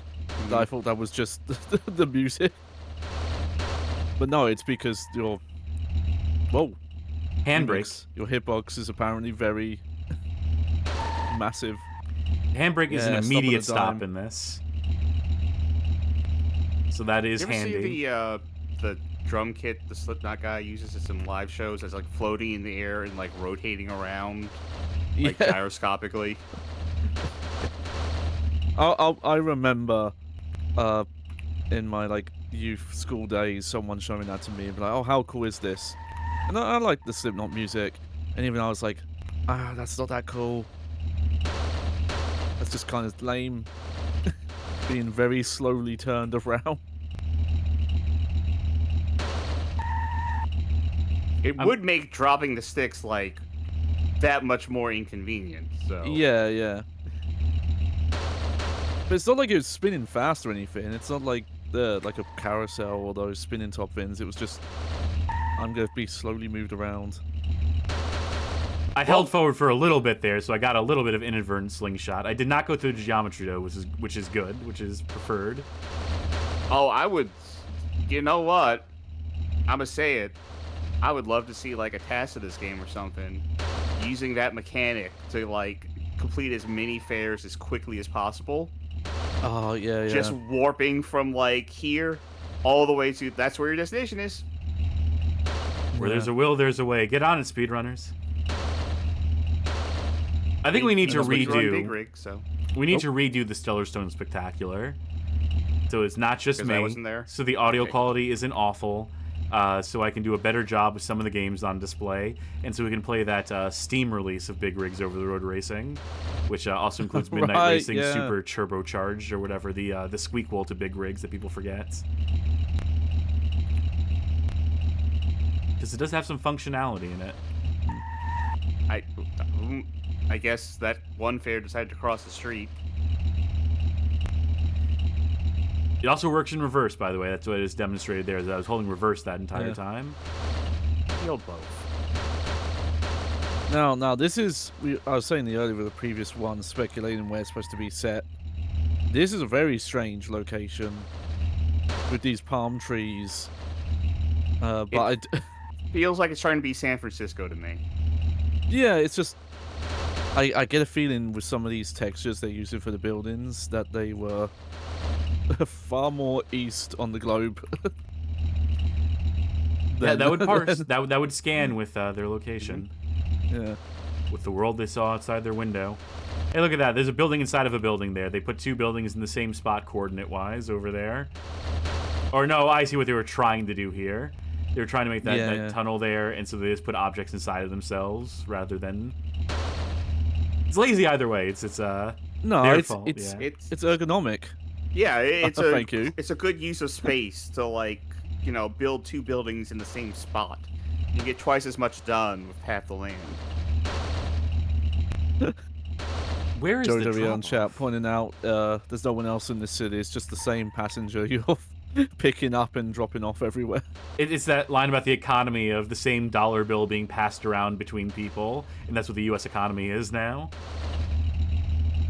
Also, Magic Meows points out I probably meant economic. And yeah, I probably did. You can drive across the grass in this game, so that's an improvement over Yeah. Super Taxi Driver. You can drive through the grass and the dirt and the hell. But there is collision, though. I mean, Big Rig's famous for having no clip enabled, some would say. Just for not having collision would be the accurate way to describe that. This has collision, but it is defeatable. Yeah. Objects are deletable, more like, by driving into them. I feel like Panico needs to get on some sort of like A-press challenge for this game. I could see the tech carrying over. Cass, how many times have you pressed the A button on your keyboard? None so far. Maybe we enter the high score. Pretty easy challenge. There'll be an A in there. You could beat this game without ever letting go of this. Well, I didn't not even mean for that to happen. Yeah, that was just casual that time. Just, there we whoops, go. I reversed a Recovered tiny it. bit. What if you're waiting for a taxi? The taxi shows up and just starts doing that. And then it's like, I'm fine, I'm normal. Get in. I'll just be like, I'll wait for the next one. I'll walk.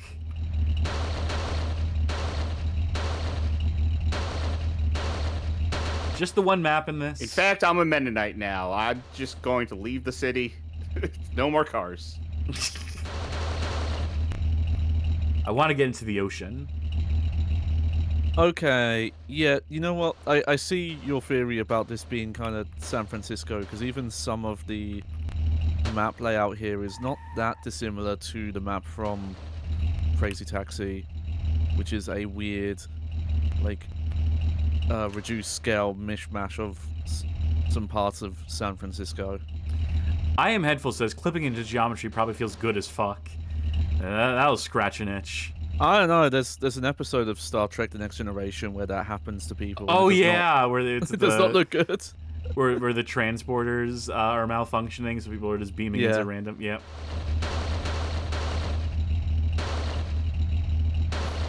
I just love the constant bashing noise. Just I some couldn't Blue avoid Man it even if I Group. wanted to, because I'm Yeah. Come on, get me in the ocean. Ah. Wait. Can I drive around? No, wait. No. I'm not giving up hope. I see It the is, passenger it is around weird how here. much more stable and put together this is than their later output. They They definitely deteriorated over time. Like, they were going to be ambitious. That tactics first-person shooter they were working on, it was like a Rogue Warrior situation where, like, the original designs for Rogue Warrior were, like, really ambitious, like a squad shooter. Black Razor. Yeah, and then fucking, you know, Zombie Studios took too long, so they just, like, gave it to Rebellion, who just shit something out for them. You know, it's much just, you know, this is just the end result of that. This is, you know, Stellar Stone is a lot like that. I feel dumb I didn't notice this. Paul S points out that this unchanged engine idle sound. Yeah, you're not actually using the accelerator to move. You're just propelling the car forward with your mind. We got a minute left in this. You're holding the mode. steering wheel and you're pushing forward on it really hard. Yeah. It's pushing the car forward. So, you know, whereas Super Taxi Driver, Racer, whatever it was called, I could see someone being like, you know, I can't afford Crazy Taxi, but I got Crazy Taxi at home, and this is fine, I guess. This one is definitely more egregious. This one, if you got it, you would probably feel some sort of way about it. Yeah, but which one were you having more fun playing, that or this? Honestly, Super Taxi Driver, because this gets old real quick. This one gets boring real quick, unless, like, you're committing to just, like, finding creative ways to break it. Which, I mean, they got it. They definitely exist. There's definitely probably some sort of science to it. Yeah, I think this would be if I brought this as like a proper box PC game. I don't even know what price this would have been, but like considering Discount, what PC probably. games were at, yeah. Okay. Yeah, this is, in my head, a Walmart game. Send me into the fucking wall. There we go. Ride out the last 20 seconds like this. Let's see if I can escape. Let's see if I can pull a Houdini and get out of this. I like that I can tell the physics of what's happening is like the only reason you haven't fallen completely into the void is because your tires are holding on to dear life on the lack of geometry that exists. Yeah, for It's some like- reason your tires have better collision than you do. It's like Fighter's Mega Mix where you play as the Hornet and the wheels are like hands. Not the wheels, the tires are like hands. Again, I just want to look at those options again. Traffic, high. Let's set it to low. I just want to see what happens if we set it to low. Oh, right, there wasn't any traffic. And, you know, let's see what low... Turn off clouds. Turn off everything else. Wait, what does that mean? Clouds on... Is that as in like cloud reflections? I think it's like the skybox resolution, probably. We'll do countdown Yes. mode. It's the way it was written, like on roads and buildings. Eh, what do you know? None of the options actually do fucking anything in this game. Literally no difference. Actually, no, I think his head might be smaller. I think the passenger's head might be smaller. That is the only observable difference. Passenger head. And I guess there's no shadows. Were there shadows before? Who's to say? I wasn't paying that much attention to the shadows, believe it or not. Game's ugly as sin no matter what you do, so... Meatshield says there was a car. I didn't see one. Beyond the one I'm When driving. you're driving? I wonder if it's check maybe the like footage, they... folks. Yeah. It'd be really funny if they're like far away from you, but they like fall through the geometry as soon as like the well gets drawn in for you. Oh, I'm building up a lot of speed on this one. Continuous Noise says, I saw one too, but just one. Where? I would love to know. Well, I guess they wouldn't be here now because you turned them off, but... That's high traffic for you. Oh, wait. Yeah.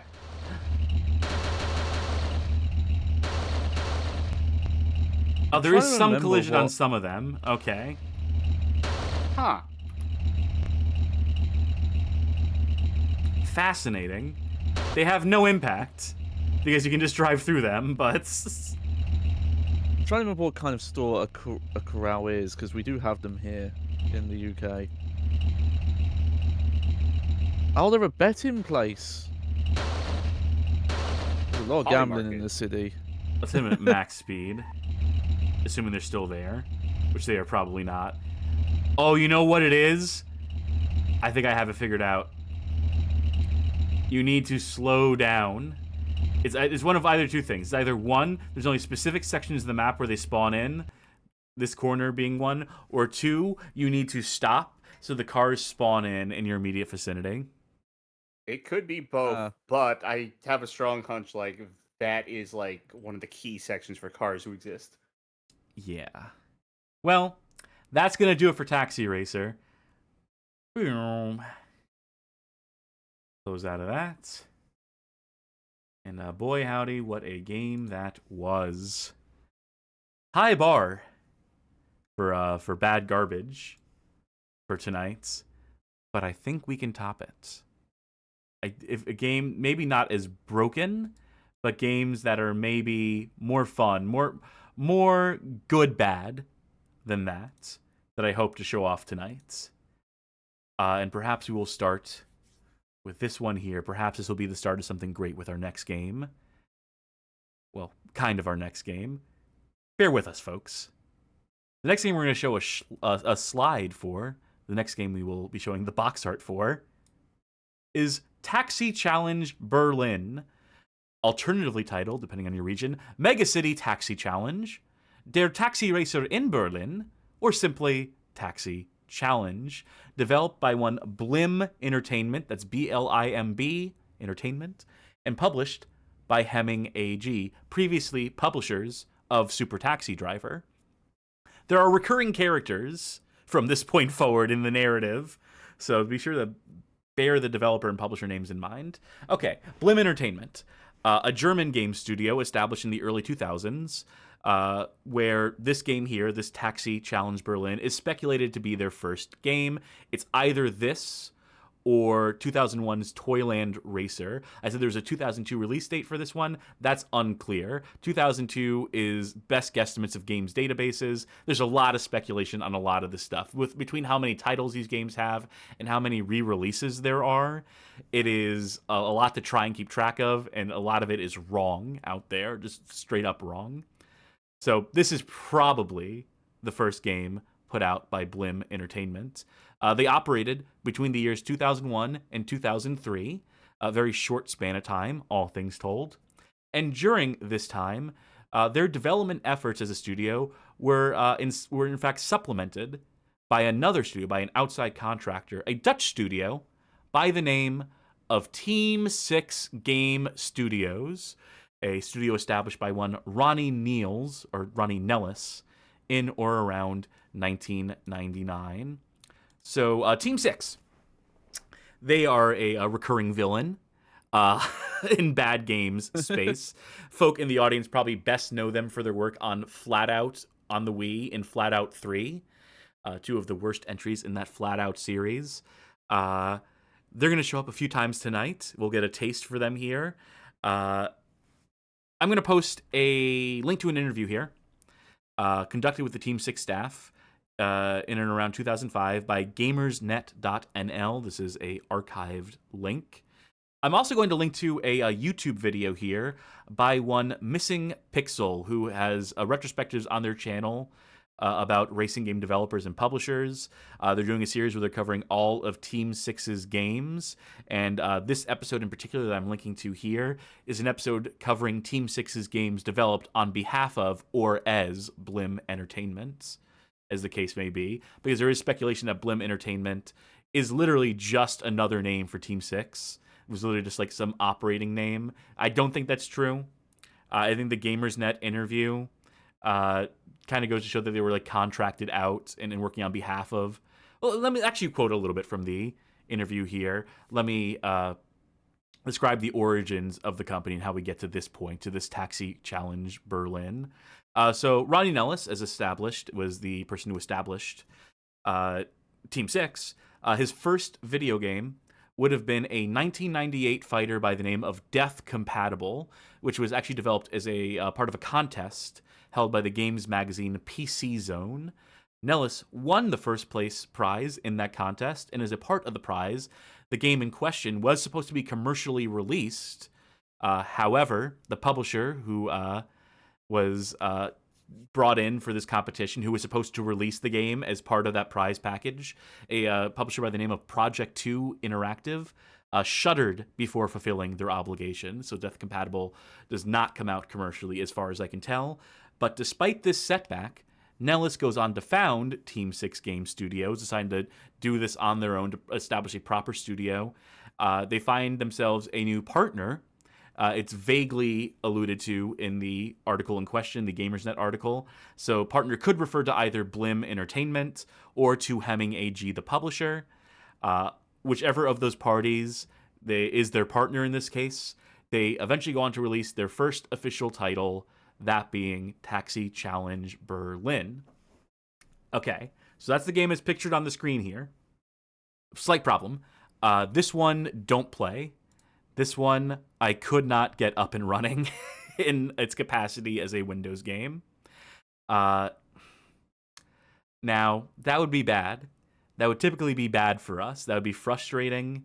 That'd be deeply annoying. It also, like, even if we did get to run, the game would be in German, and that would be sort of a troublesome as far as like navigating the menus. But we are in luck because we have another game from this period that I can show off here that we can play, which is Der Taxi Racer in den USA, also known as simply Taxi USA.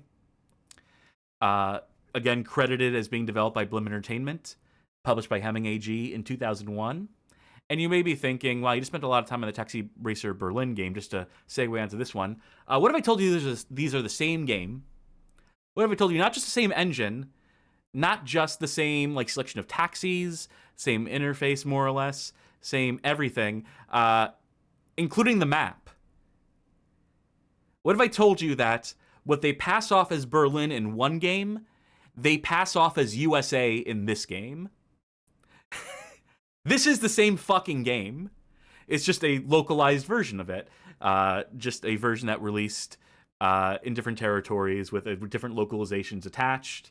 So we are playing Taxi Challenge Berlin here. Don't get it twisted. It just happens to be called Taxi USA in this case. I've also seen like multiple titles for this one as well, like Taxi Madness USA, or the German title here, Der Taxi Racer in den USA.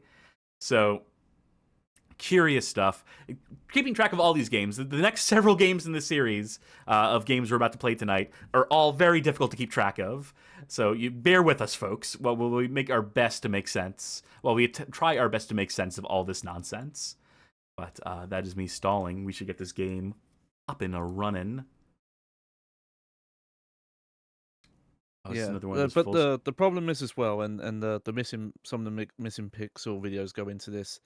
That these aren't just like regional releases. There are very subtle changes between them. Sometimes it's like what branding stuff's used or minor change in the handling. So they are like bespokely different. It's just bear with me. Again, it's so poorly like, kept track of and put like the history out there. People were having to figure that out retrospectively. It's not easy. I'm going to try game capture in this one as well. I know I had it set up. I definitely had it running to where I could.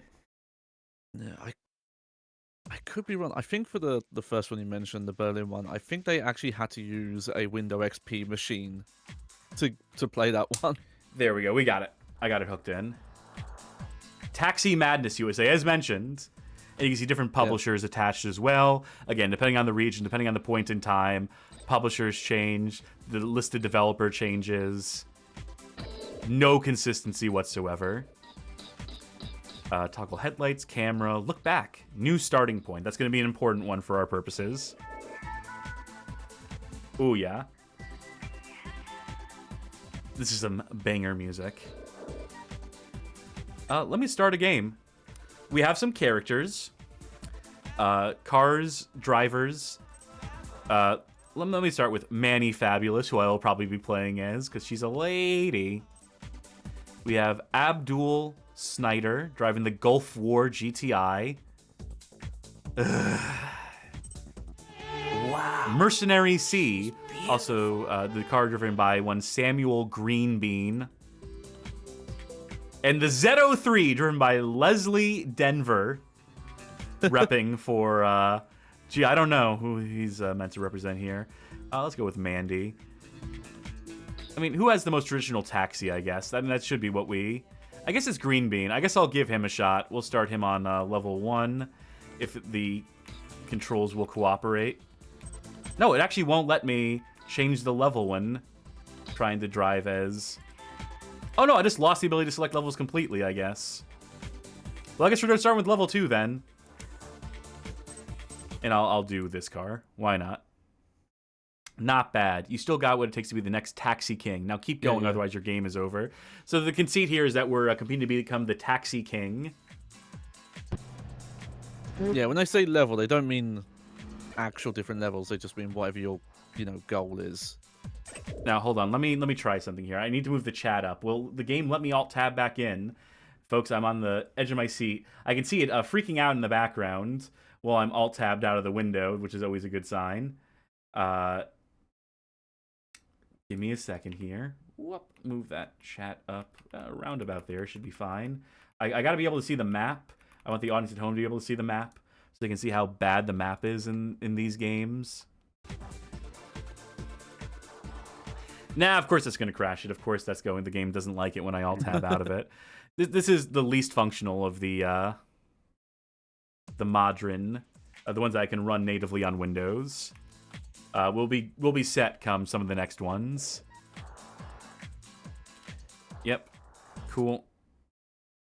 $350 in 4 minutes. Southern Way. Here we are. Let's start picking up customers. Anyway, you want to be a customer? What was that pitched down scream that one person had? Let's go, boy. I have to go to bingo. Can do, ma'am. So, a bit more pronounced with the voice acting here. We have a meter that gauges our customer's mood in the top right. Yep, they're feeling about $177 right now. You know, I was trying to take that bridge, but maybe I'll give up on that. Boy. I think I do have to take that because I feel like I'm in a zone here that is not conducive to. At least we know Green Bean is a good boy. I'm looking at your odometer, and man, this is a brand new car.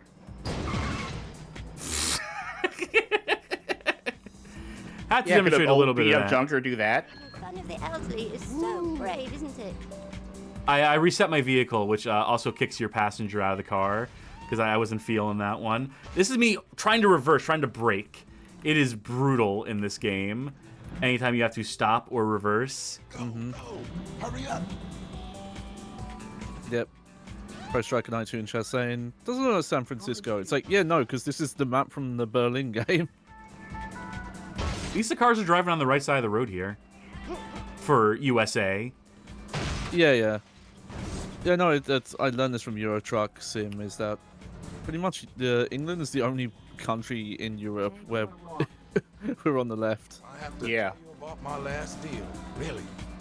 Excelsior Avenue.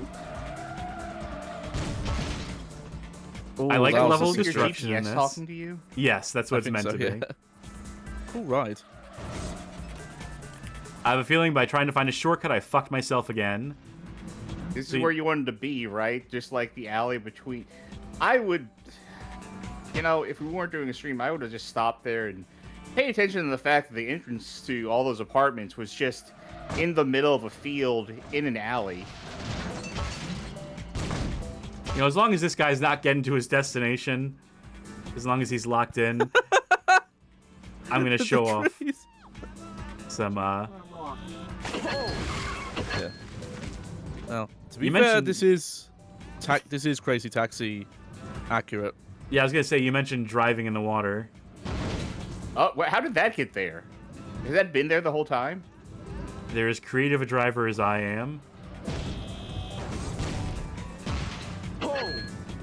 Hey, time is of an essence. I think, did I just make $15 there? Did I make money by just Yeah. like, fucking around? So I think it does have the stunt system. When you're able to glitch yourself in the air, the game's like, yeah, that counts as a jump. I think you just, like, knocked the money out of his wallet and just kept it yourself.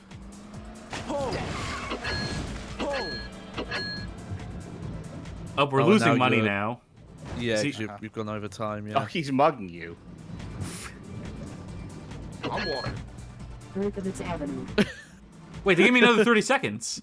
Up in your own walls. I lost all my Yeah, money. no, but- no. Yeah. It was the time. Yeah, the time at the top, like the big letter, was his timer, and that little timer is just a level timer. I think is the way it works. So you've heard of invisible walls. What about visible walls? Yeah. Hey, how about some passengers for a change? Great Passage. I can Oh just... yeah, I forgot about some of these games. The taxi driver will talk to the player, then comment on your bad gameplay. Street. On holidays, are you? Oh, you're telling me I didn't pass that? You're telling me that wasn't a sufficient scoring run?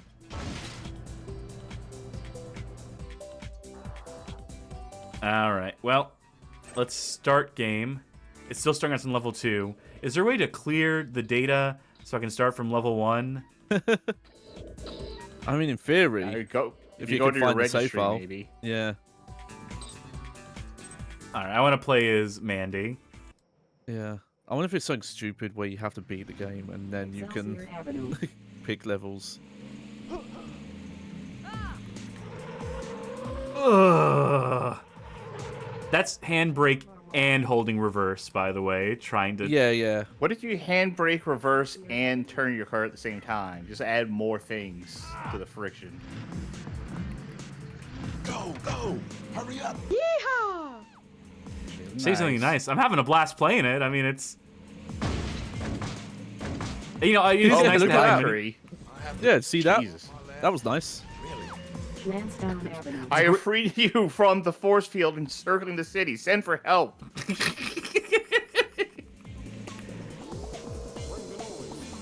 This is actually a tie-in to Stephen King's Inside the Dome. Good job.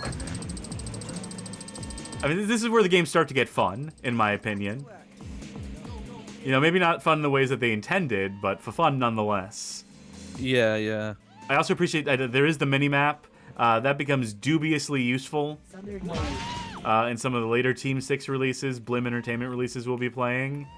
But right now, it's more or less functional. We are supposed to pick up some passengers, you know. And I like Mandy. College Street. She doesn't like you, though. Hurry! Just a heads up. Not impressed with your Well, puppeting of her car. Southern Way. I'll turn that opinion around. You know, it's good to be back on these streets of the USA. Look, even old New York was once New Amsterdam. Don't reference They Might Be Giants on this show. How dare you? Hey, that's a cover, so Driving like Apu in New technically that's a reference for the Silent Generation viewers out there. I love the level of destruction in this game. It's very satisfying. For some reason, your passenger did not like you bouncing the car off your hood like that. Which is weird, because it made me happy face. Oh, and she's dead. Washington Road. Oh, yep, you've killed her, apparently. Embankment. You wait until I told my auntie and his brothers. Nice American Okay. accent for this American Yeah. passenger in this American game. Yeah, oh, I- a playground. My understanding, because it'd be a mechanic in some of these, is I think eventually if you piss them off enough, they'll just leave the taxi early, regardless of how much time's left. I think that's how it's supposed to work. But who knows how it works in this specific entry, because it... Hello, sweetheart. How about a ride, huh? Can I get some air off of this? Nah, I needed more build-up. I love It's funny like, to the me there's random even pitch this- on the people's voices, especially when it goes as low as possible randomly. It goes like, You're driving like... Did you say something after that? Because whatever you said... yeah, didn't- it goes really low. I did a really low voice, and I guess Discord didn't like No, it. absolutely did not come through. Yeah, yeah. You know, I'm going to reset because I did not like the positioning on that. Oh my god, am I Okay, going to lose so- all my money? Yes, that's the thing, is you would have won this mission had you have not done that. Oh, not all my money. No, it was brutal, though, because I was so on the wrong side. I would have run out of time just trying to get back in the right Yes. spot. Yeah. But if you ran out of time, you would have won the mission. Just saying. Oh, if you could find a journey that short, you actually could win this still. Because I think it was it 300 or 450? You're like 350. You're not on holiday, as you may remember. That's unfortunate. Whatever her name is isn't gonna like me after this. I do like the decal on her car too. Okay, I need another try at that. I need another attempt. All right, just remember, resetting is not worth it. All you need is 350. That's it. Southern Way. College Street. God, the curbs, they send you up in the air so you can't, like, brake in time to pick people. Let's go. Let's cross our fingers for some short rides for people who are too lazy to walk. Cool ride. It's considering this game has voiceover for the passengers. It's weird to me that there's also text-based passenger dialogue in the upper left corner. Yeah, they could have just voiced that over too, but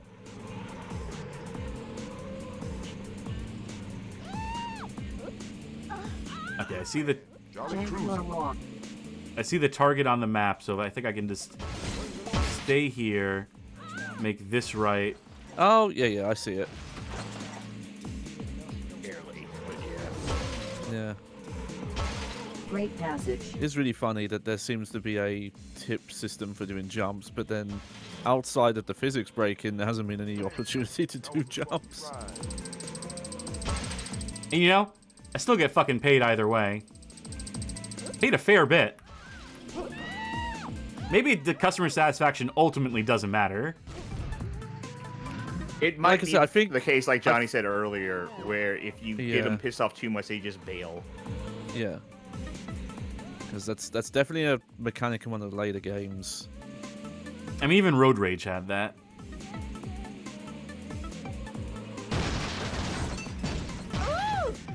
Don't worry, we're okay. We landed on our feet. Yep. Bishop Skellis. Also, I'm fairly sure, even without recognizing them, that I think this music is made out of just pre-made loop libraries. It's just like Saying they didn't hip have hop a beat composer on staff. 05. Well, someone who just knew how to like Tea at 7 tomorrow. take like bass 05 and overlay it. Bishop Skellis. I think we got it. I just got to not reset and also make sure to deliver this customer. Yeah, that's the part you were missing, Chuck, is that I'm telling you that if the timer would have, after the timer ran out, it wouldn't have just ended the mission. If you have a passenger in your car still, they go into the mode where it just starts draining your money. Okay. Oh.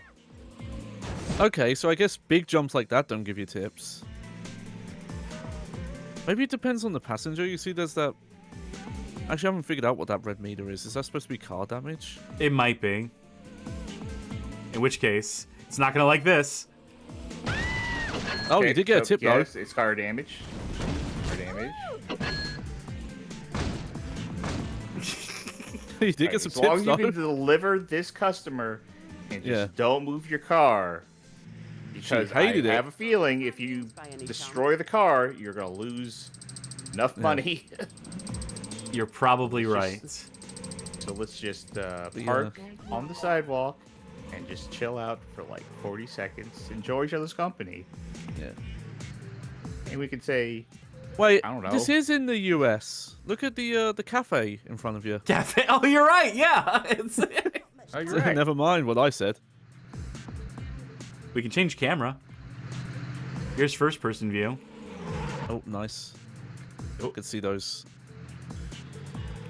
And I that was can't actually tell- at this point, I can't tell what part of your car. car is supposed to be the front. Yeah. Well, this is a head-on view, if that helps. Now, we've really compacted this car, I'll tell you that much. That's one way to... Time up. There you go. We got it! See what another mission looks like. Oh. Turns out you can just load the console by pressing tilde. Ah, okay. Cool, that it. That was a cool edit. You're just one out of many. There's more to do than just cruising to get recognized. Get it going and keep smiling. Great passage. Good job. What's so great about this passage, anyway?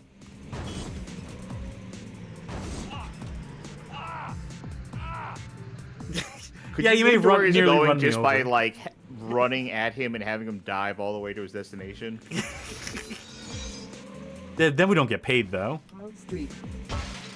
You have him get in the car like right before you pull up to the place.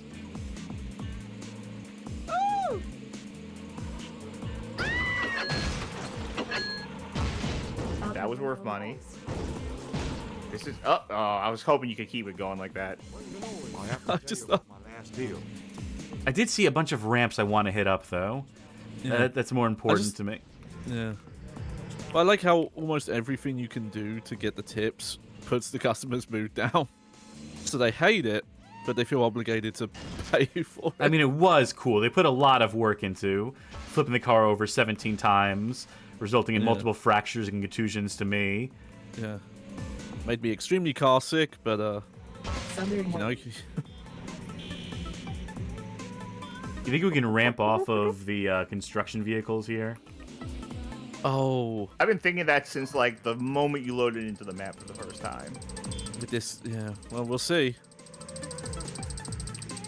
I'm guessing not. Now you look at it from this angle, but go for it. Well, Backflip. you know, yeah, it's something. Somersault. Kinda. Maybe.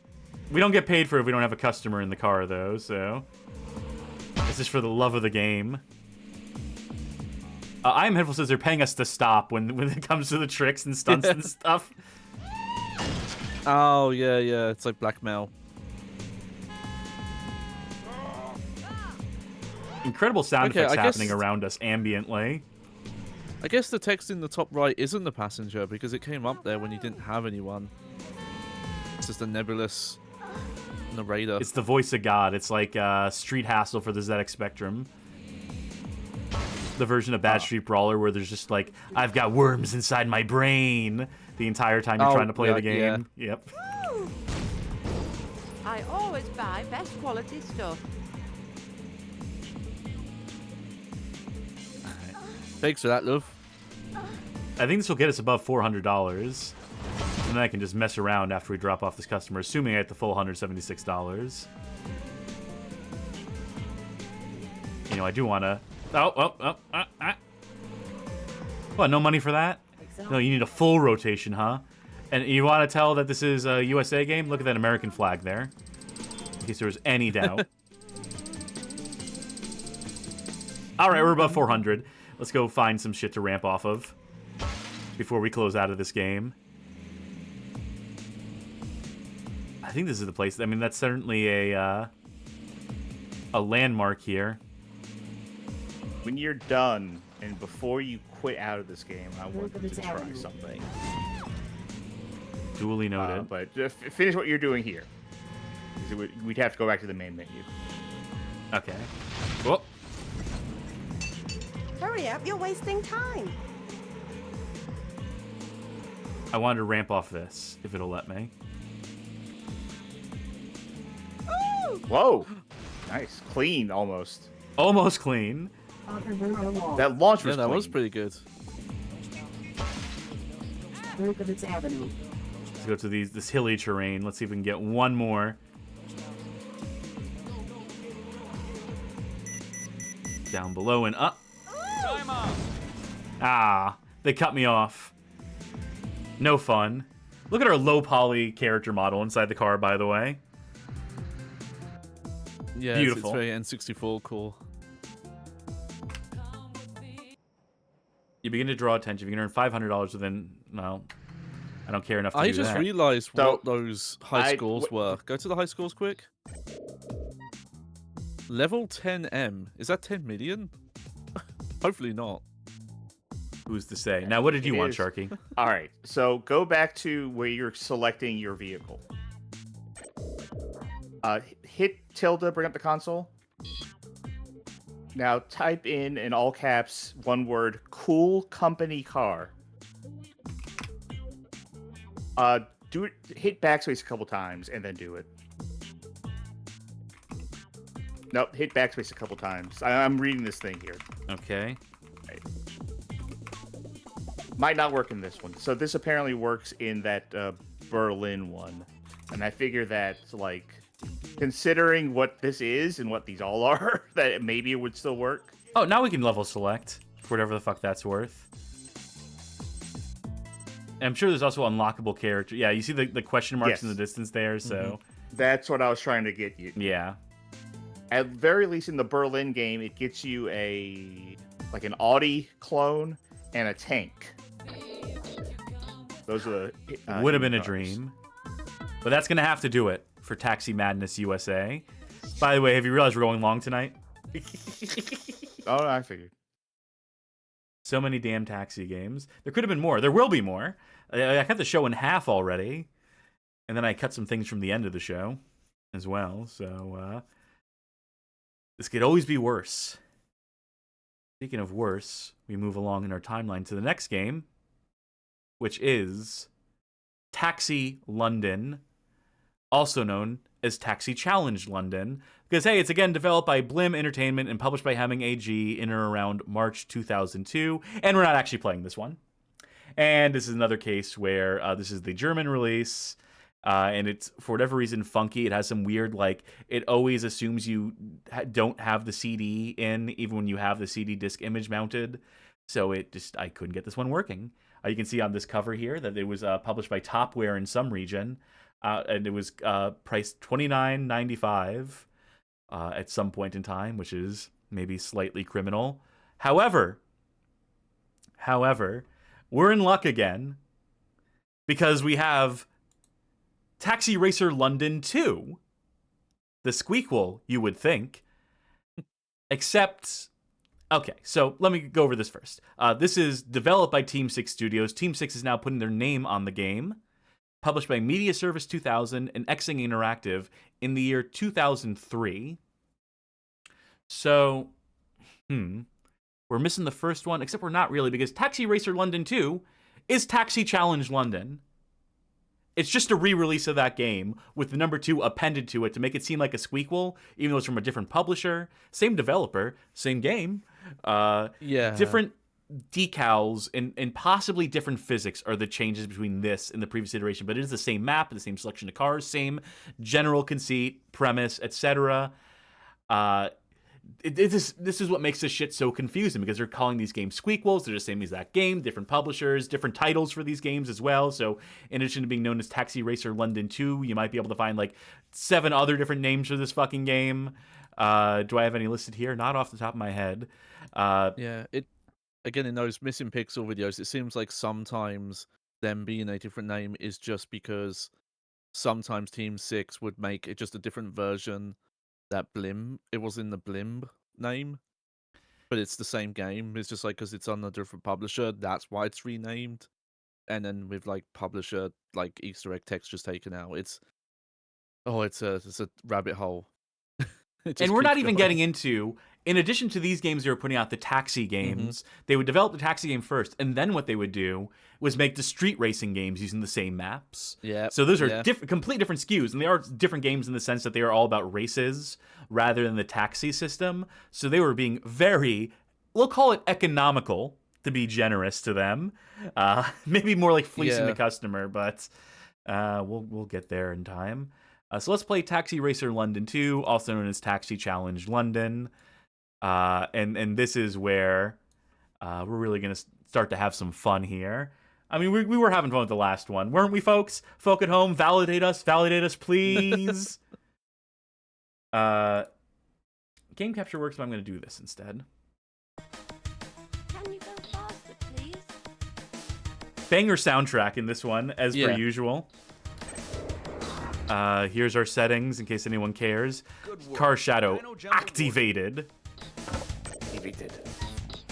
Look behind. Missile lock. Undefined key 6012.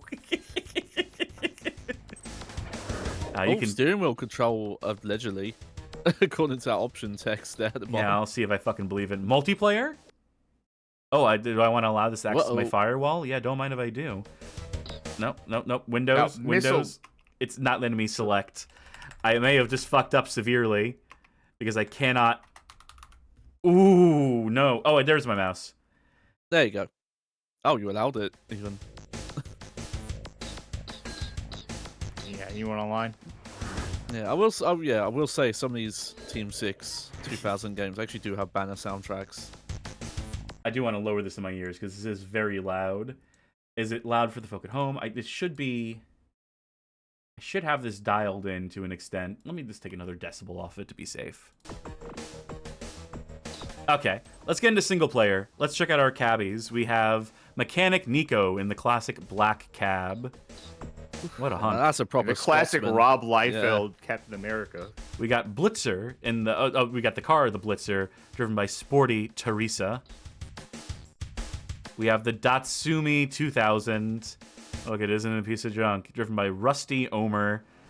They keep sneaking the stuff in. They keep. Please be so kind and drive me to the bingo. Sorry, I had to hear the old lady in the background. And this is the Elise, driven by Quick Miranda. These different drivers have different spawn points in the map, and of course there are more to unlock as you proceed with the game. I'm going to start with Mechanic Nico because he has the classic black cab. You can tell because it's titled the Black Cab. The other ones are just sports cars. That's well, I guess this one's not a sports car. This is just a hunk of junk. But, you know, like, just make them all taxis. Just make them all weird-ass taxis. Yeah, well, like I said, in outside of London in the UK, like taxis have always just been whatever car the driver owned. I guess that's the Uber economy now. I guess that's. Anyway. I remember getting an Uber once, and like the car had the Uber sticker, but also a Lyft sticker, and then a bunch of other stickers for a bunch of other services. Good spawn point, by the way. Spawn is you're facing a everything, wall, aren't why don't you? Okay.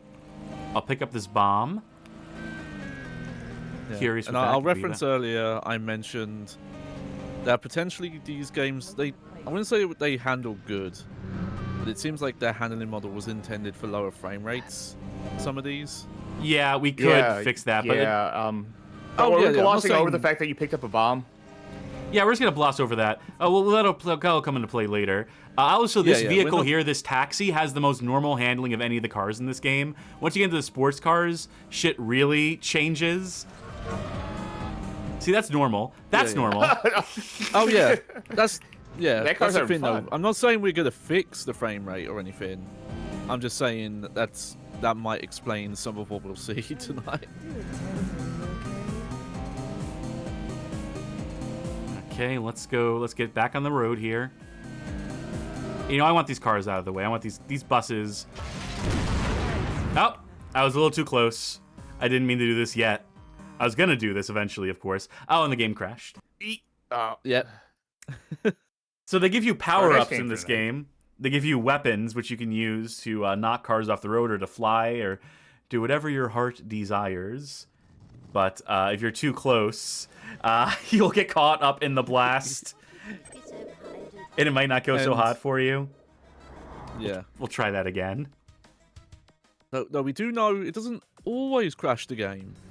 Just It mostly usually crashes. It's when you the go game. out of bounds, Yeah. it crashes the game. It is the rule of it. If you land outside of the play field. Because if you're just like bouncing up against walls, if you're just like pinballing. So there is definitely some real parts of London represented here, like this lady walking in circles. Doesn't know what she's doing. I'm trying to figure out what this in the middle of the road's supposed to be. Can you call yourself a Londoner?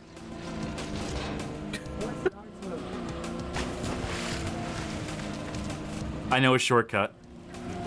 Yeah. Hold your breath. Lots of I rolled the windows down. All right, good.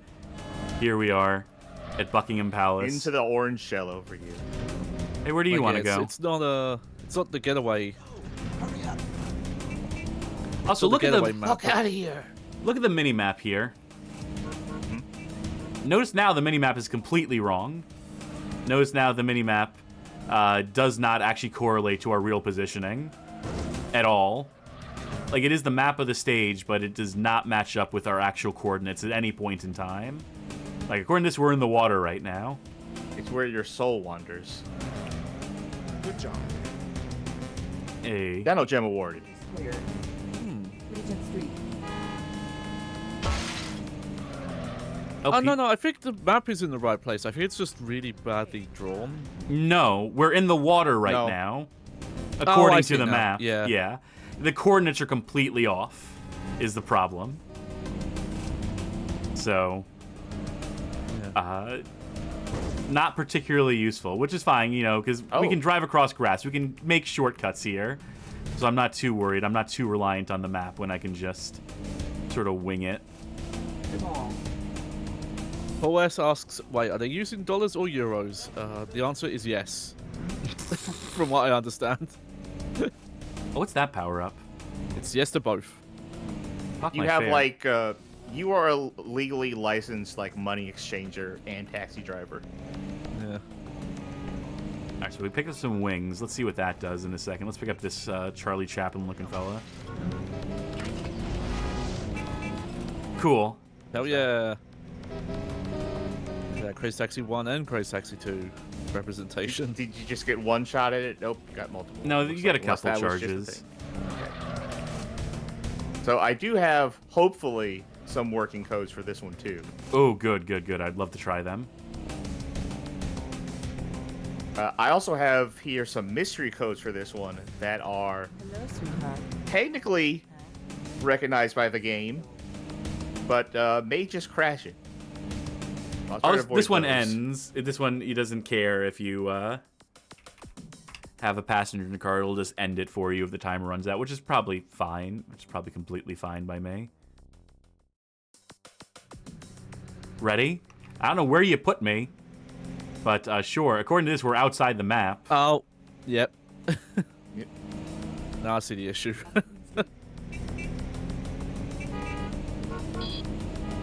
Okay, so I was just making sure that tilde worked to bring up the console. Yes.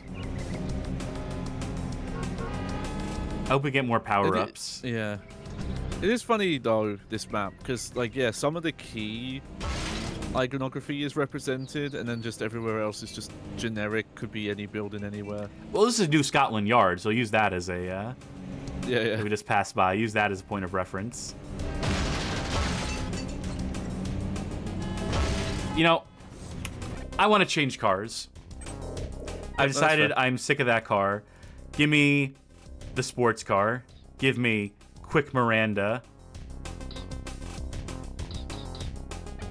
Fortunately, I don't have an unlock all cars code for you, so We'll we can't see what manage. those mysteries are.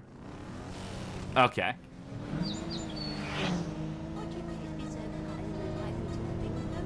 This car is way lighter. Just immediately. The turning is bad. Or maybe Yeah, it's great. Turning rules. What are you talking about? I guess all things are a matter of perspective. Tell me what's your name. I think the bomb is somewhere around here. Or maybe they changed the position of the power-ups. Anyway, I want to quickly... Take that. That's what you get for never moving. Doors are a bit of a fucking suggestion too here, so... Parliament Square.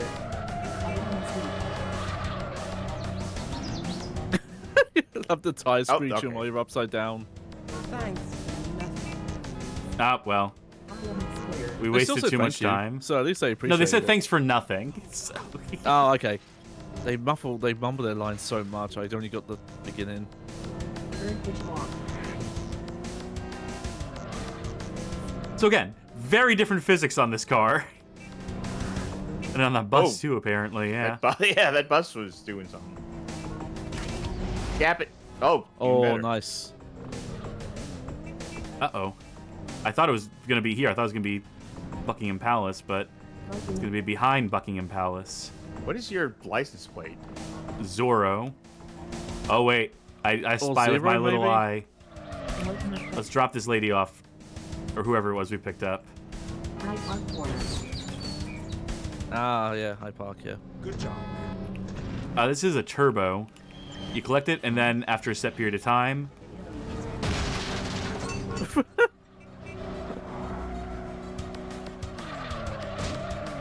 Is that good for the car? It's good for me. That's all I fucking care about. Anyway, I don't think we're making it in time for this one, or are we? I should probably make an attempt. 51 seconds. I should make the attempt. If I'm lucky, I get someone who wants to go to Buckingham Palace, despite being right next to it. Thank God they chose my car and not the other one that was I just inside realized how small you are compared to what most of the traffic is. Oh, I can use That, the jump to flip my car around. That's handy. Okay. I don't know what the dollar threshold for this is, but let's hope. However much this is. Great George Street.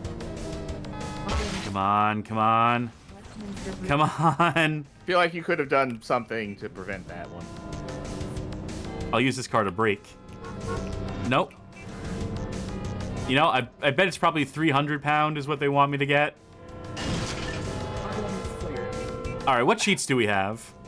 Well, there was a cheat to give yourself more money. Oh, we can just do that. But, shit. Yeah. So you can do that. You can just give yourself jump whenever you want. You can give yourself speed whenever you want. You can have a thing that just teleports you randomly. Give me the money so we can just pass the mission. Add cash. One word. Owe me the money. Cheat activate. Cheat activate. There we go. That's a new record, baby. All right, now I can have fun.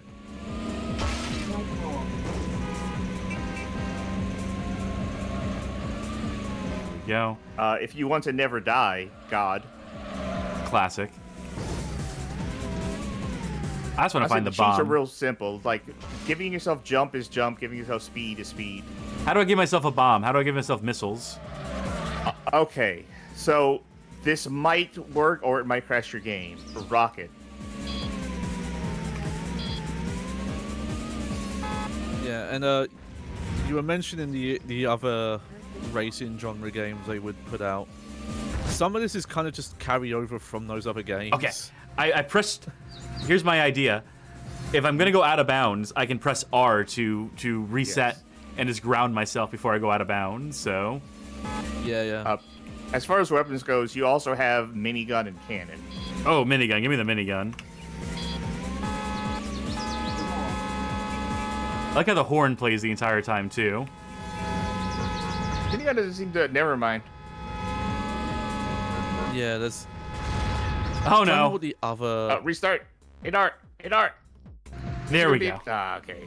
I wanted to play out a little bit of it. I wanted to have a little bit of fun with it. What was the other one? It's like Crime Scene Manhattan and Manhattan Chase is where some of this combat is. You use it. All right, Cannon's the good one. Oh, baby. Yeah. Oh.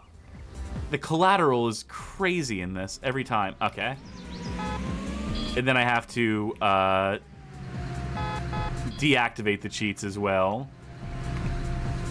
Because they take away your power up when you reset. Okay. But they're still not technically deactivated until you did not reactivate. Okay. Oh, your car didn't like that. Oh, don't worry, I got a solution for that. God. And hey, I'll tell you what, if later tonight you're looking for screenshots, there's a free cam. Yes, yeah.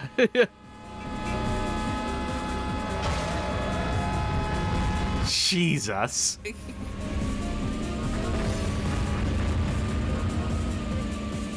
this game missed its calling as a Destruction Derby game. They should have just put out a Destruction Derby game. I don't even care about vehicle combat. It's just a game where you just cause vehicular mayhem. Yeah. Well, like I said, there's one of them's called Crime Scene Manhattan, and then there's a more Grand Theft Auto-esque one, Manhattan Chase, where more of that stuff is used. So it feels like maybe they were testing it here. Where to put us? Oh, is this nighttime version of the same map? Like we keep. There's also a way to skip to the next mission. Oh, tell me that. Whatever that is worth in this game. It's next mission. Also, look at the Team 6 logo on these buses. Bye, bus. Yeah. Woo. I think it's going to play in... Yep, there we go. That one I did not even need to press a button for. This next mission, you said? Yep. Cool, cool, cool. You can also fail any mission you want if you wanted to. God, these are just dev commands, aren't they? Yes. Yeah, They just Okay. didn't encrypt them or the anything. console commands. Same map. Oh, can we go in the London Underground? Can I want to go in You the London can, Underground. yes. You can, yeah. Waiting in place.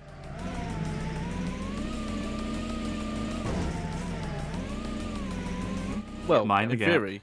I feel like that's real unsafe for the stairs to lead directly onto the track. Wait, this isn't the track. I think it is. No, the train tracks generally don't take 90-degree turns. Well, they do it different in the UK. Okay, here we go.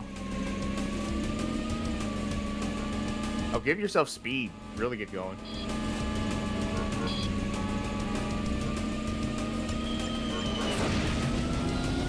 Oh, yeah. Oh, Okay. that's when you So- miss visible walls there, so, Not really much down here, I guess. I'll reset. There we go. yeah.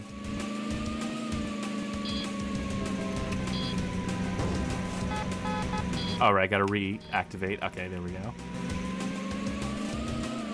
Well, that'd be fun to ramp off of, actually. Though I might be stuck in the fountain. No, wait. There we go. Yeah, you said a lot about this game, but you don't really get stuck that much. There's always a way out.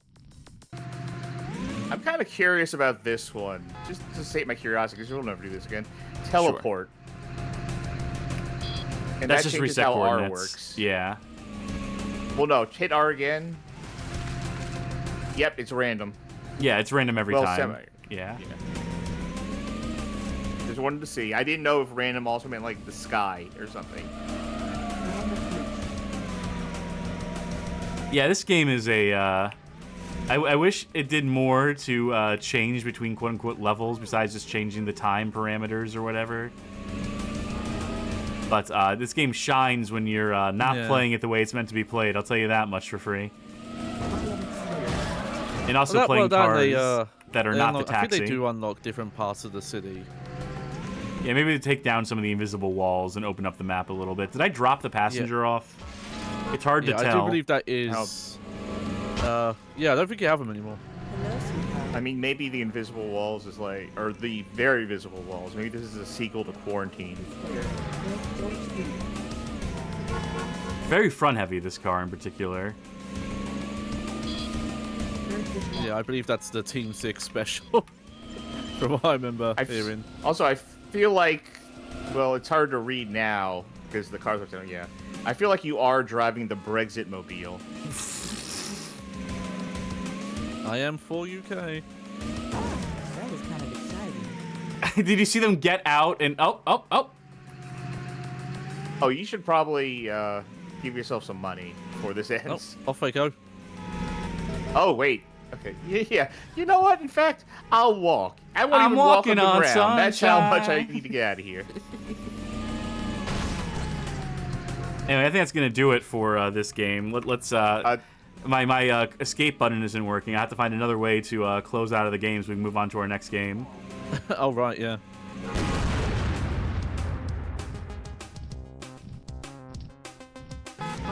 Oh no! Oh, come on. Oh, that didn't count? It's always had the best luck What with if- the buses. That's true, yeah. What if you used a rocket? Because it looked like it fired like several explosives. Oh, that's a good idea. Okay. I still want a bus though. Oh, this will work. Maybe. If I'm pointed down, I'll also take that. Oh, we got a different color wall here.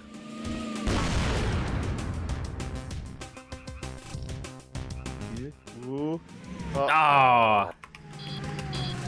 We gotta quit the game this way. Yeah, no, it I'll accept nothing less. Come on, baby. Oh, that's never happened before. Not like that, at least. I blew up my car. That's what happens when you run out of health, by the way. Which is to say, not much. Maybe I really need the buses. I'm missing my buses right now. A bit of they good part of this away. is also where on the map you are when you do it. Yes, how close you are to outside of bounds.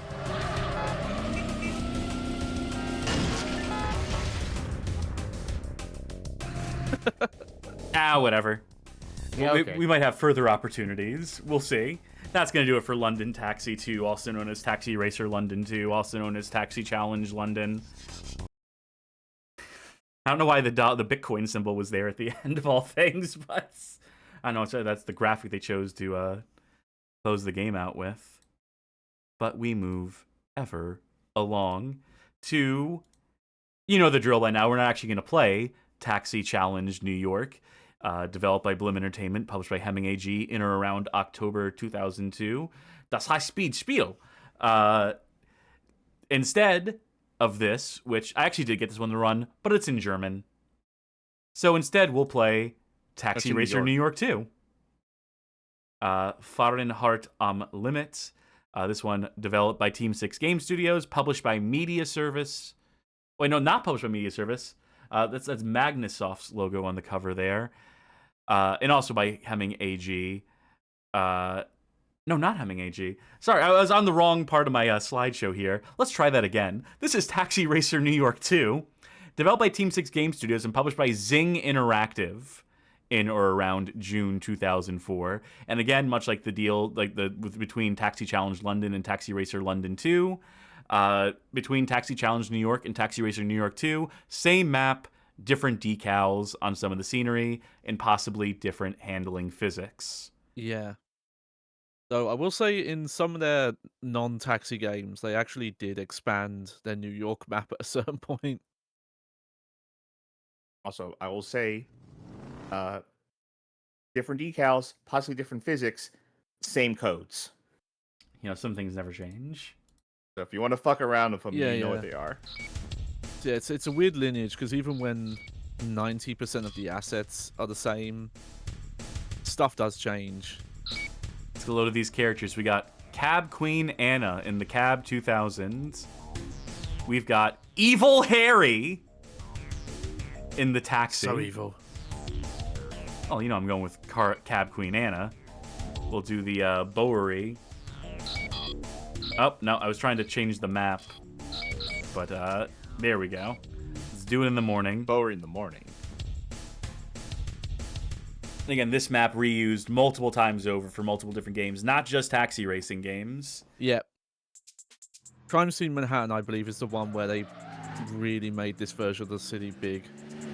So it's like the same base map, and then they like expanded it in all directions. Handling way more grounded in this one, I'm sad to report. Now go! And yeah, some releases, like the region-specific ones, have different names. The only difference will be the handling. It'll be like all the same game, but just the cars just feel different. It's such a weird. Welcome to Little Italy, by the way, where we can go inside this. I believe this is an Asian restaurant. Little Italy. Welcome It's to Little Chinatown, Italy. it says. So is this Little Italy? Is this Chinatown? Have they merged? And why? Oh, I see why. Well, Do you see? Okay, let's try that again. I want to see what they were going for here. It's like a Tony Hawk shortcut, but you have to take it legit, not teleport. Oh, right, I forgot I had a passenger. Oh. The problem is I keep getting the power up too late because of, well, there's no way to give yourself the power up. yeah, come on. Speed, just to believe it. Speed. God damn, this ramp sucks. If you're gonna set something like this up to do something cool, consider possibly learning how to program fucking physics first for like a ramp. Hey now. That's all Team 6 are about. I mean, look at this shit. Look how fucking annoying this is. You don't. Okay. Given them the benefit of the doubt, maybe this is supposed to be the exit. No, it's supposed to be the entrance. You're supposed to come out the dragon at the top of it, or the rocket, or whatever it is. They have like something on the top of the building that you're meant to. Okay. come on. It's the only thing I want to do here. Oh, you know, yeah, okay, I missed the speed boost pickup at first. Yeah, Okay, maybe now just we're with this car, it's, now that we're it's here. not possible.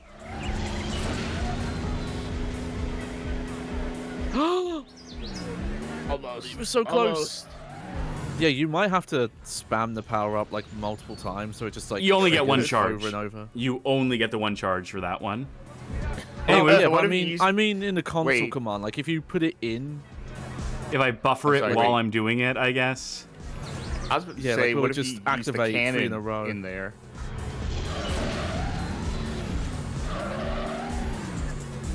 yeah, No, yes, the thing you're no, doing it's is not working. I can't do it because almost. yeah, no, it's not going to work. That's way too tricky. So they just programmed something impossible. They just programmed something that doesn't work, that you just can't do, even with cheating. I honestly still want to see what would happen if you go in there and use your cannon. Yeah. Oh, I'm done looking at that tunnel for now. We need to actually play the video game. Yeah. We've wasted enough time doing that. Let's just play it as intended for a minute. Oh, there you go. Yeah, much better.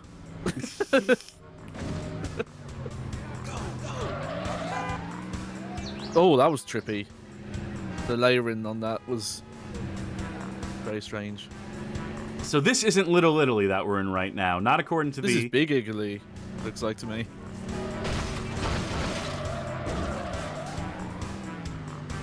No one noticed a thing. We got the classic red walls. And yeah, that's the thing. I've never been to New York yet. Ah, the New York ramp. Very necessary. Very cool they put that there. So you can ultimately resolve doing that. Something I know about this game is it does a bit more with verticality, much to its own detriment. Like there's like a parking garage that some customers will want to go to, and you have to go to the top floor of it. And yeah, it's not well implemented. that's funny because Crazy Taxi 2, the maps are based on New York, and that is the game with a bit more verticality because it has the jump button.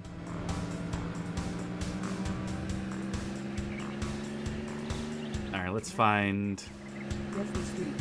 Is this map actually accurate again? Is the map actually working as intended?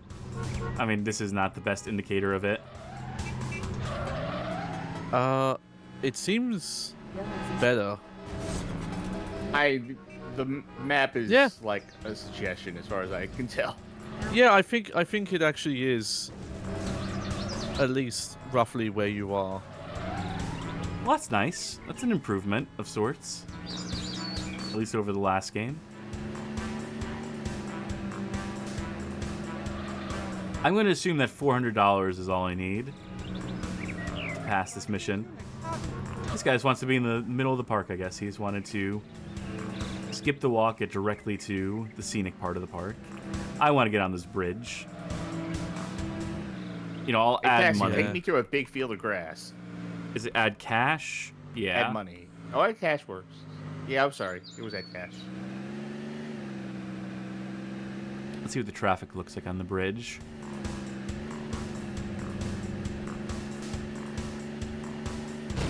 Traffic is backed up as. Oh, that was a cool flip see. though. You landed it. Yeah, I know. I'm pretty sick Yeah, like that. Do you see that ramp? They had like a ramp for coming off of the bridge. Yeah. I look at all don't know these- if it's this game, A but convention. one of them, Out of Bounds, is just like this giant, like roller coaster-esque, like ski jump road. Vroom, It vroom, might be this vroom. one. I'm not sure. What's the next mission gonna be? Gonna be the same map probably, but a different time of day, and a different time limit. Yeah. Again, like what I would probably do is have smaller maps or smaller sections of the map that they isolate, right? And so for the first few missions of the game, you're switching between isolated sections of the map, so you familiarize yourself with those sections of the map. Following me so far? And then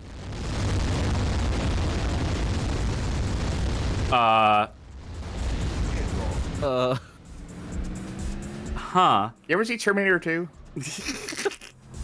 There That was was this it. That was Judgment Day.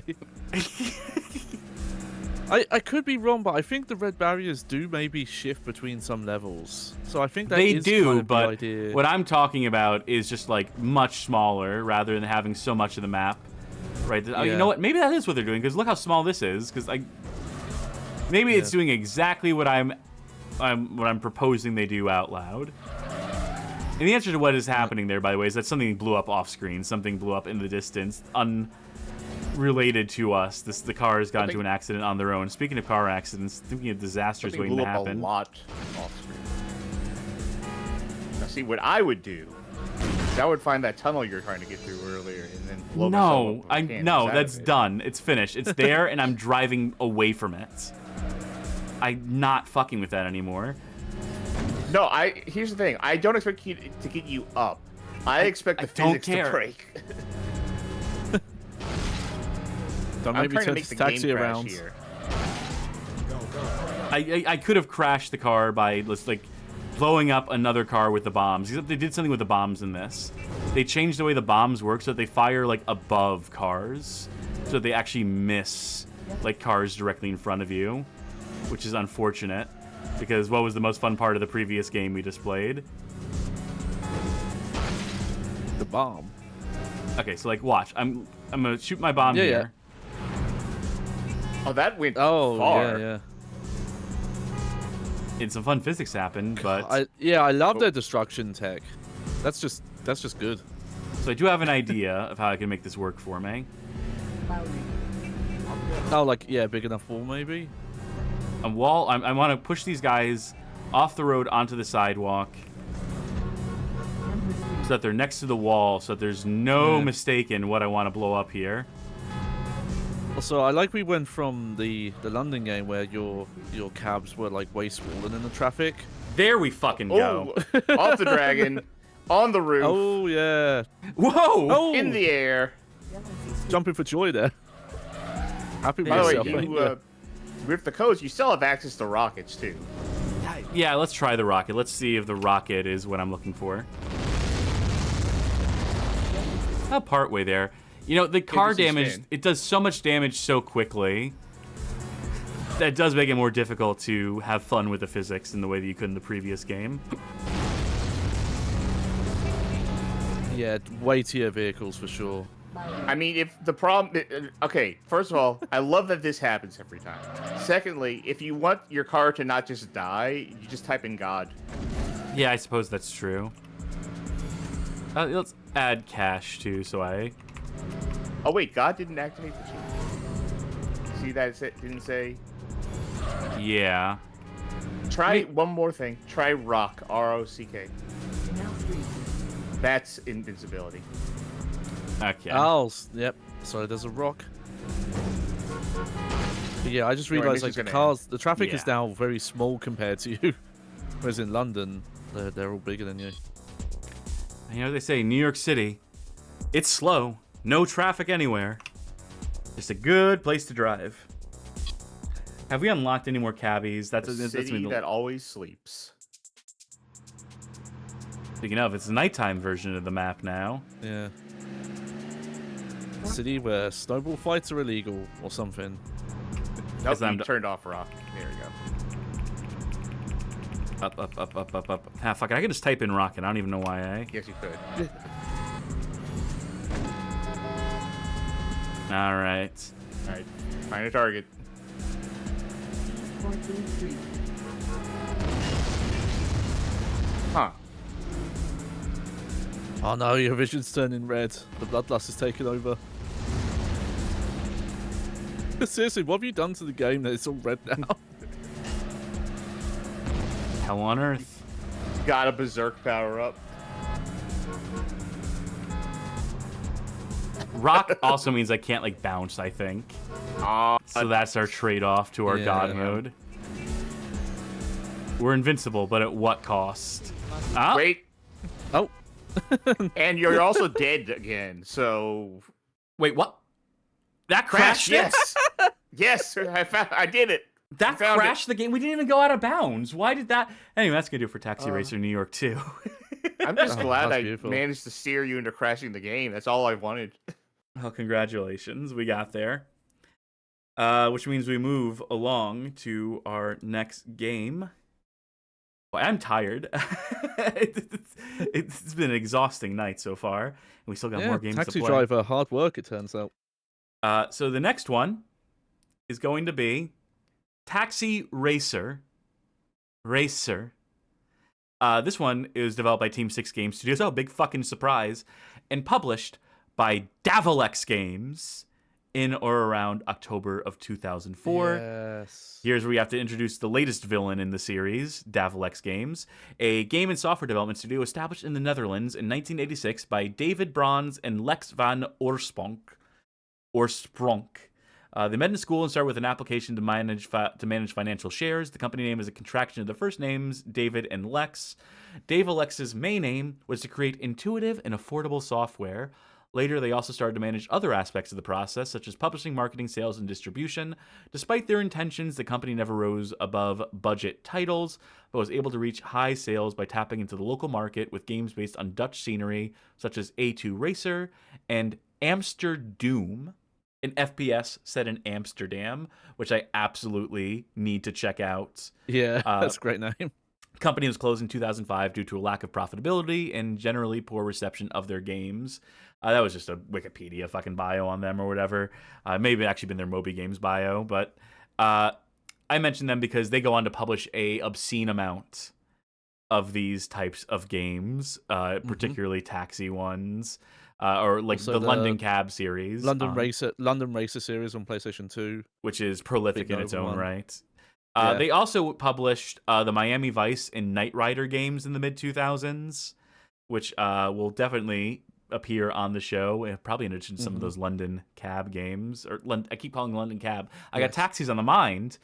Anyway. Also, the Police Madness game we played was a Davalex joint. Oh, yes, that is correct. So they Which have is technically part of the London Racer series somehow. And the fucking titling of these games, obscene. And it is this one most of all because they misspelled racer on the title. It's C, not an R. Idiot. C, not an S, idiot. I misspoke. I fucked up my own point. I'm the idiot. I'm the fool. I love this tonight. cover, by the way, of just this cyclist being run over in the taxi piece. It's gotta be like, hey, get out of here. Well, unfortunately, we're not going to be playing this game again. We're doing the thing where we show the cover, and then I have to say, well, we're not playing this one. Instead, we're playing Amsterdam Taxi Madness, which is, again, the same goddamn game, same developer, same publisher, released within a month of the previous entry. And here, look, the same cover, but I have it in a slightly higher resolution this time around. Nice, yeah. So there you go. I hope you're satisfied. See, we got there in the end. So Team 6 Game Studios, Davalex Games, September. So this actually came before, a month before Taxi Racer, but I wanted to do it in this order because it makes more sense when this is the game we're actually playing to show it second. So anyhow, let's get into it. Let's see what's so mad about these taxis.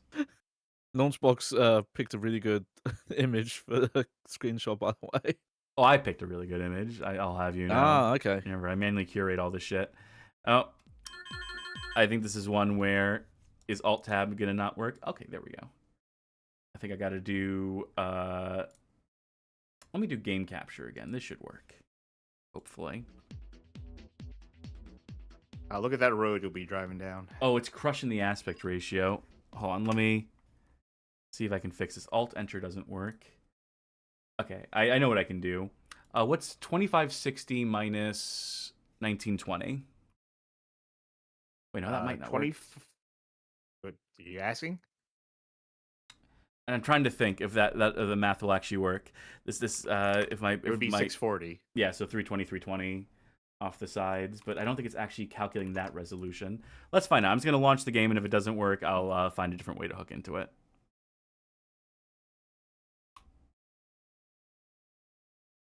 I think I got it. I think this is good for the folk at home. Yeah, we got there. Okay, cool. This one's in German, I believe. Yep. Sneller. 0% Helderhide. Ooh. Turug. Let's start spell. This one doesn't let you. Does this one select? Oh, I thought it's a taxi missile. I was like, yeah, more of them. Yeah, so you get the progression there. And no choice of taxi driver or taxi for that matter. So we're losing features here. We're losing functionality. We'll start from mission 2. Yeah. I do kind of get the impression that this was the Team 6 golden era. Seems like once the Wii came out, things went bad.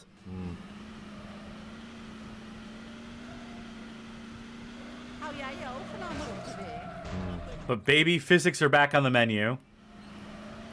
After the weighted experience of New York. I'm trying to figure out that 1 meter that's steadily rising. Oh, that I believe is the customer tolerance meter. Well, it is going up, so they're tolerating you. Now it's going down. Well, let's see how this affects it. Wait, where's my turbo? Yeah. So I guess driving fast they're into. Oh, you found your turbo for a moment. Wait, fuck turbo.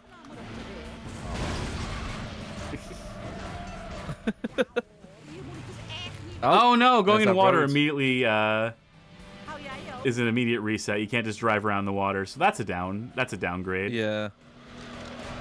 And the main menu showed like front and center all the water, like you'd be driving through it. Yeah, I guess this is their realistic turn. I think she bail? She bailed. Yes. I couldn't find any information on if this one has codes, but I almost have a feeling it probably. Oh, maybe it does. Oh, wait, yeah, it does. Yep. Yeah. Oh, I wonder if they're German codes you have to put in. No, Rocket seems to work. Yeah, Rocket seems to work just fine. How about add cache? Nah, that one's not recognized. Some changes made.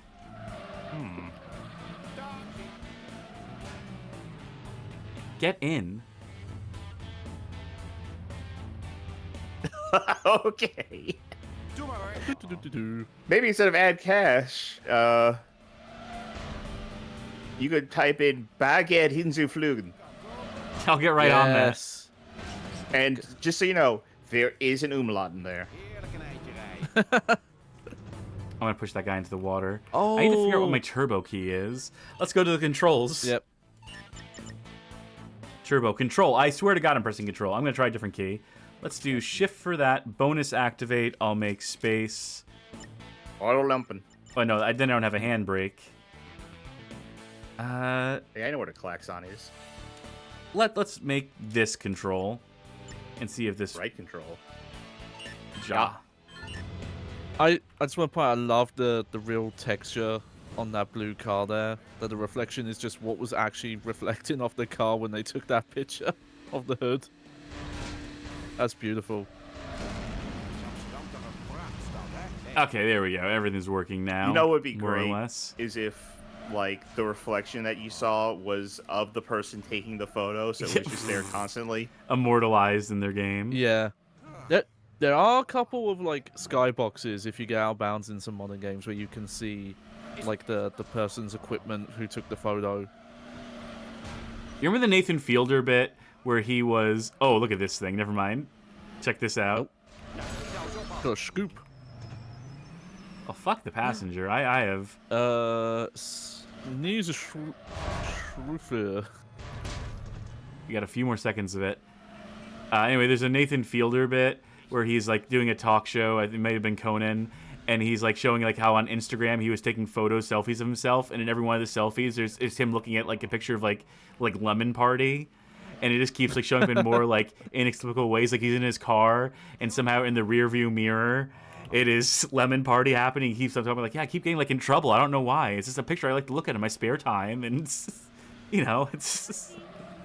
I can't describe a bit well, but trust me, it's funny if you hear him tell it. It's if you have the visuals on screen. Anyway, why was I thinking about that? What happened to make me think about that? Who's to say? Shit's elusive. the real world like photo sources Yeah. that Team 6 are known for. Right. Yeah. Also, we had a bit of stellar software, like misaligned headlights there for a second. Lekker weertje, toch? Oh, that's some unta. Yeah. You know, this is a negative aspect that I don't think is technically a fault of the game, but this map seems horrible to drive around. Yes. Yeah. I mean, obviously they chose to set it here, Het gaat wel heel snel. but Is this one of those walkable cities? Gaan we ervoor? yeah. Next mission? No, who knows? I don't know if Amsterdam, Weer is het toch? if this how accurate this Missy layout Missy. is. Luck. I would love to see what the multiplayer in these games is. Obviously, we're not going to be able to set that up right here and now. Is there a next level code? If it's the same as the other ones, it would be next mission, I think. Let's hope. Let's cross our fingers. Just so I can see different time of day. Sound Factory, 10 seconds not found. Next Missy, as they type it here. Oh yeah. Missy No, with was an E at it- the end. Yeah, E at the end. Is No. that a pink Vitz? I think that was a pink Vitz. Also, I noticed that they couldn't find a wave. Yeah, they couldn't File. find the 10-second countdown. Oh yeah, we haven't been noticing too much. I think the way the music works in this game is it is location based. So like what part of the map you're in changes what song plays on the radio. I'd believe it. Very short band radio. Super Ooh, grip. Super grip. Nothing's going to take us off the ground.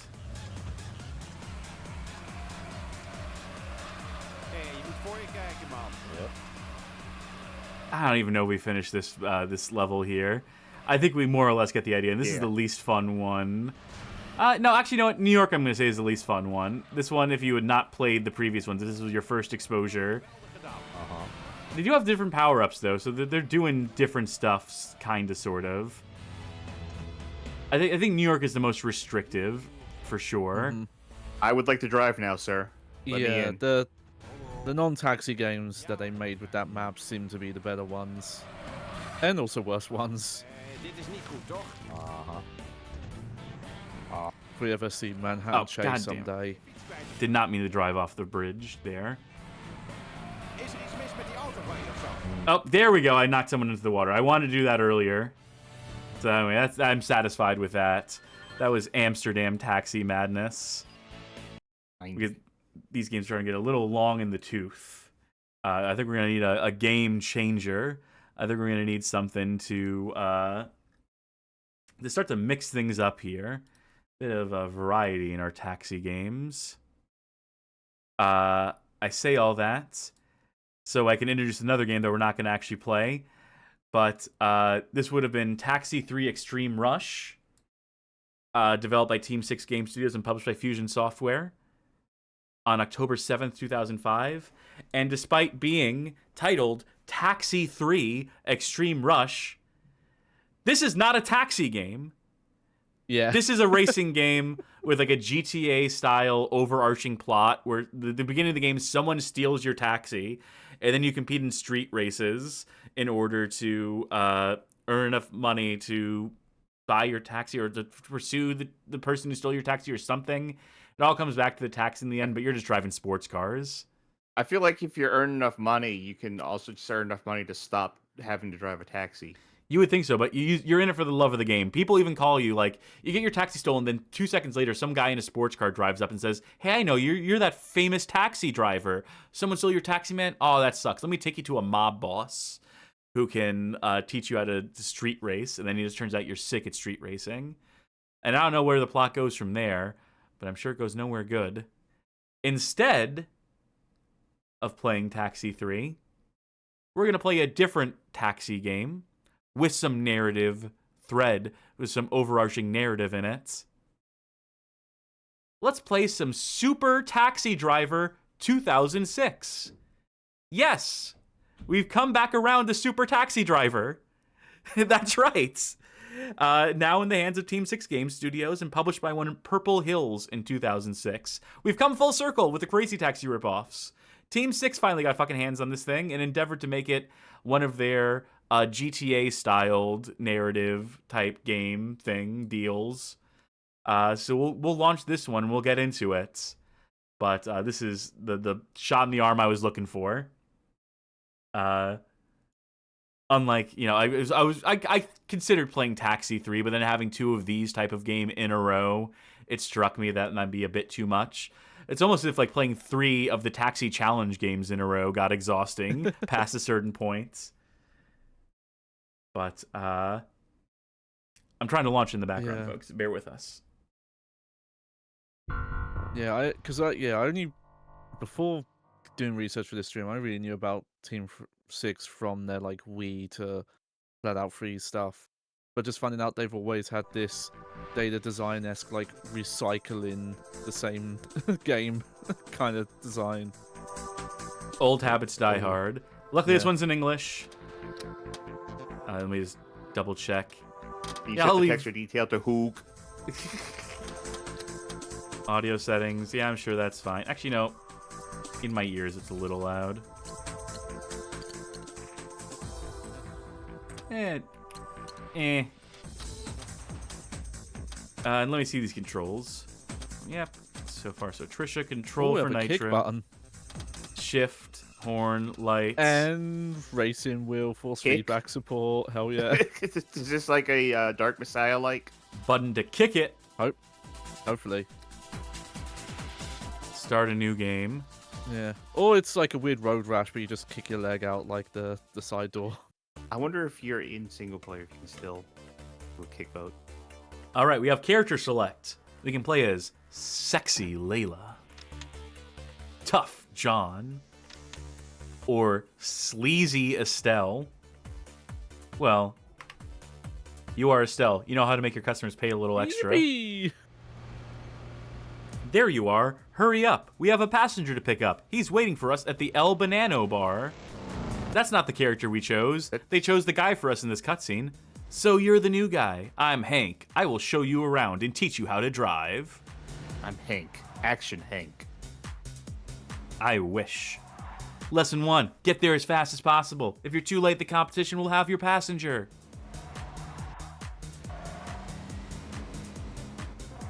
Lesson 2. Take shortcuts whenever you can.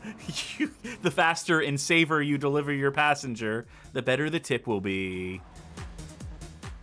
We're almost there. I'll slow down a little. Don't want our passengers to think I'm a maniac, despite the fact that I just drove up some fucking stairs and destroyed the undercarriage of my car. And slowing down also saves some fuel. Fuel is expensive these days. Hey, where are they going? No, it's a setup. Arg, we have to get out of here. My arm, it hurts. Have to get away. Oh, there we go. I'm driving. Ooh. You can't drive. So the controls were wrong. Well, because you hurt your arm. Yeah. I pressed up and it moved left. Anyway, I guess this is going to skip the tutorial. Usually you have to complete that, and then it says... okay. But, so we have a choice of car. Capice. We have 2 cars we can choose from. Good How days, is the- bad days. No. I'll go with the Capiche. Mm-hmm. Yeah, I'm Headful in chat points out that John's face, they're pretty sure is based on Ronnie Nils himself. And we've already seen a little bit of it. Some of these games get like really heavy on the in-jokes and self-references. And this one in particular has a lot of adverts for other Team 6 games. Like I'm holding That up. doesn't seem right. Yeah. No. This Oh, is the you know issue I was what? having. You're I think this is facing how the wrong driving direction works. in the car. That's what it is. Yeah. You're looking to your right. Okay, what's fuck going is on happening? here? Those controls are right. Yeah. Maybe it's the fact that I had to alt-tab in and out of the game. Maybe if I just launch it and then I don't fuck with it, hopefully it works. I am still flabbergasted. That's very weird in a very specific way that the controls would fuck up to the point where holding forward while driving a car would make your car drive sideways. Yeah. Team 6 works in mysterious ways. I just want to say I'm also flabbergasted. There we go. Flabbergasted how many of these games we've looked at tonight allegedly have racing wheel force feedback support. You can just say anything you want. I mean, it's easy enough to do on PC. You can just, like, you know, get the drivers. Sure, it's just the idea of someone spending time coming up with, like, the force feedback strength for this handling.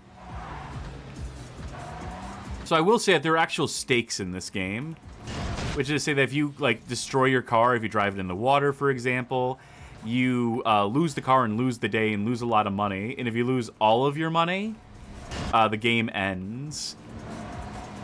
Whatever progress you've made. Yes. Yeah. Also, I don't know if it's a parsec thing or not. What's going on with the minimap? What about the minimap? Oh, it's so light. Yeah, like the actual, like, the way the roads are drawn on there. Yeah, okay, yeah, I think it's parsec. No, that's because it's white with black lines and red dots. Yes. Yeah, okay, but on my end... No, I know what you're looking at. Yeah. It just looks like shit. Period. Yeah, we can only see the roads when you're still, because it's so bright. That's not your fault. That's just weird design they've chosen there. Oh, taxi free. No, what I'm saying is advertisement for the other game. I don't care. Let's get it back under. I don't want to talk about Parsec. Let's talk about this Taxi 3 Extreme Rush. Right. I'm not talking about Parsec. I'm just talking about it's a bad mini map because I know what it actually looks like. They're advertising for their other games in this. Yeah. Shameless. Also, I'm trying to figure out where this is set because a lot Cityville. of it looks English, and then a lot of it doesn't. Towns place. Hell of a ride. Here you go, hell of a ride. They need to get $100, so I think one more customer should do it. Oh, hey, that's us. Oh, look how much their character models have improved. Yeah, remember, this is 2006.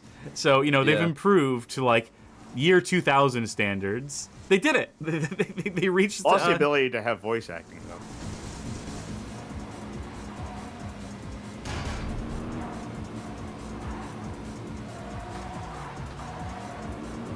Are you always so fast? Oh, I try. Okay, I gotta see what these fire icons are. I'm assuming this is fuel.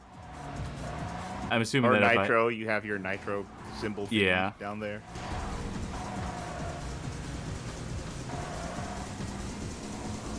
Would you please be so kind to deliver me there?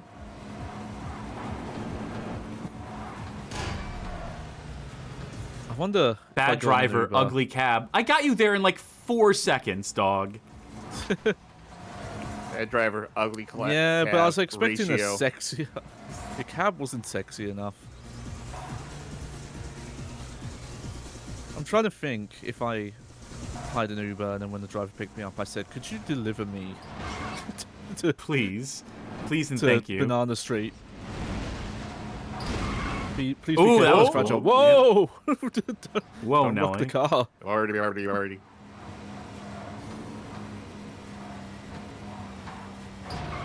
Oh, if this was the Taxi Driver London, I could have driven through that gate.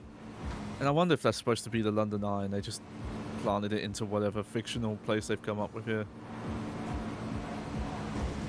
I wonder if they're going to be mad about the damage I've done to my taxi. What's going on to the left there? Something. Oh, that's the ocean. Or... Oh, okay. I thought just the void was there. What's all that soft and wet road over there? I had a good day. That counts as a good day. Let's change vehicles. You just went home and you have your calendar and you put a big smiley sticker on it. Good day. Oh, Harry accepted our challenge for a taxi battle. Who's Harry? When did we challenge him? Is it the race? Or is it better not be Evil Harry? Oh my god, what if that was the continuity? Is Evil Harry in Flat Out 3? Oh, wait, is this You a know, for some checkpoint reason that race? name sounds Please say no. familiar. Please say this is not a checkpoint race. Oh, It's a passenger race. I'll get that bastard yet. I guess it's capture the flag with people. That's an idea. This is a way to mix it up, to change things up. If so. Alright, I'm gonna need that boost. I'm gonna have to give up on this first customer. The enemy has delivered the passenger. Wait, that's it? Bad day. Is it gonna be the same mission, or is this gonna skip that? Did I just fail that? Okay. So I can't give up a single customer here, apparently. Yeah, I shouldn't be surprised, but when I tried to search flat out free characters on Google, My car I is did still not get- damaged. There's persistent damage from the vehicles. I would have to take this in for repairs, I guess. Oh, yeah, I remember hearing I was a mechanic in multiple of these games. So I definitely hit her. But she'll still go with Thank me. God, take me to the hospital. Oh, my car is fucked.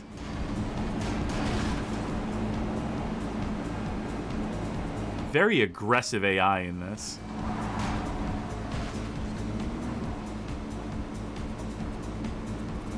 I wonder if there'll be a second customer after this. It is interesting to see because, you know, we started with very crazy taxi-style clones, and now we're getting the stuff that's closer to, say, like the taxi acquisition missions from Grand Theft Auto Vice City. Oh my god, I can't stop long enough to... Can't drop your Asshole. passenger off if you can never stop. The enemy has stole... Nope. Imagine. Imagine you're having a taxi ride and then someone like bashes you off the side of the road, pulls you out and says, actually, I'm Oh, I taking stole the you to your passenger. I destination." did it! Thanks, but no thanks. I think I won. My car is a fucking wreck. I made all of $45. That'll cover repair costs. I unlocked a brand new car!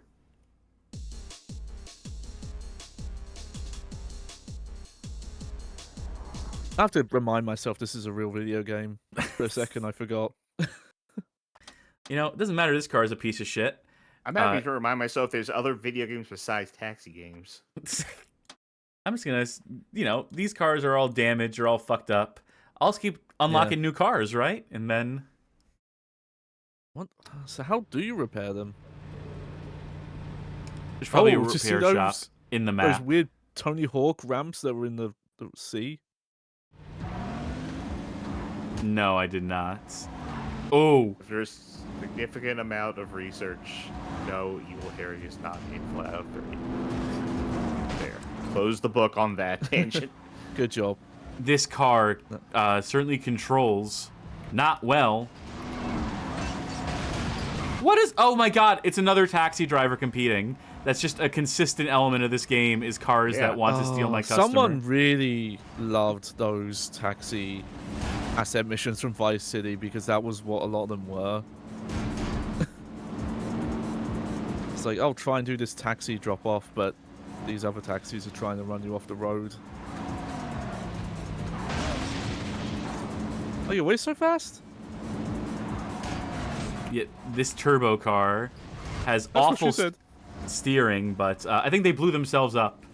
I think they hit me so many times they blew themselves up there, by the way. Is the way you repair cars winning those races to get new cars, and like the only way you can get your health back is just by getting a different car?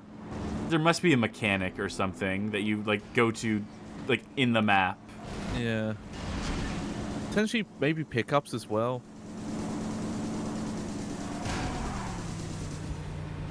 Oh, that was a cool rift at the end there.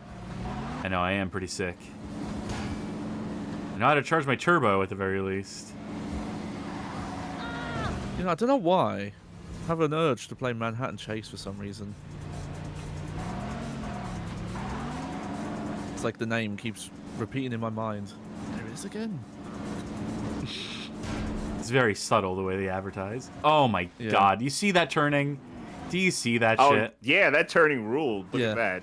This is another reason why I recommend those missing pixel videos, because at some point he highlights a lot of the weird self-referencing Easter eggs, like just developers on posters and things like that. Like, hold on. That badge there, is that just another Nitro? Or could that be something different? Oh, jeez. Of course it's just another a Nitro. At least I managed to get in and out of that a lot easier than I thought it would be. Yeah, I was prepared to do like 2 minutes just doing that. Yeah. Yeah, I thought you were gonna Austin Powers yourself. Oh, we're going to the restaurant bar. That's my favorite place to eat and drink. I want to take you to the restaurant bar. Maybe you can drop off customers for money, or eat them to get health back. Yeah, it's the moral choice that Bioshock ripped off. I mean, you already had someone ask you if you would kindly take them somewhere. That's true. Oh, right. Ken Levine, you hack. Yeah. Finally exposed him. Well, that chair wanted to ride. Chair? Was that it? Yeah. Where to? The furniture store, please. Okay, that one wasn't my fault. That's hardly your fault. Oh, okay. Well, why don't you drive him then? If you're so desperate to... You're so fucking I'm eager. seeing where Team 6 got their physics for Flat Out 3. There's a long road to Flat Out 3. We'll have to play that on the show one of these days. Cameras. Yeah. Oh, bad Oh, camera. these cameras. Actually, I think it was briefly, but maybe like a fuller look at some point. Yeah. Yeah. Because you have to unlock a lot of that game's content. I don't think this guy's getting dropped off because I think I'm going around in the wrong directions. But that's okay. Yeah, we actually did that on the Disastrous Driving Games, one of the episodes. I mean, a well-earned spot for it.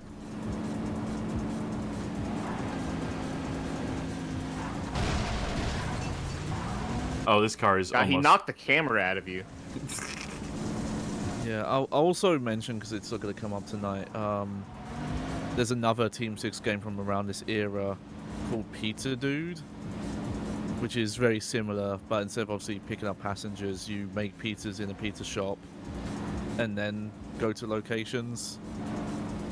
So they were they were recycling a lot at the time. There's a game that I don't know if it's still even on there, but it was on my wish list for like the longest time. That was basically just that on Steam. It was you make pizzas, and then you have to go drive them around with really janky driving physics. I think it was called Supreme. This is my only car that isn't completely fucked until I find a way to repair. Oh, thank God, we have another taxi battle. I can unlock myself a new car. Hey, I broke my car. You want a taxi battle? His Please? brand new yellow cab is the name of this. Oh, good start for us.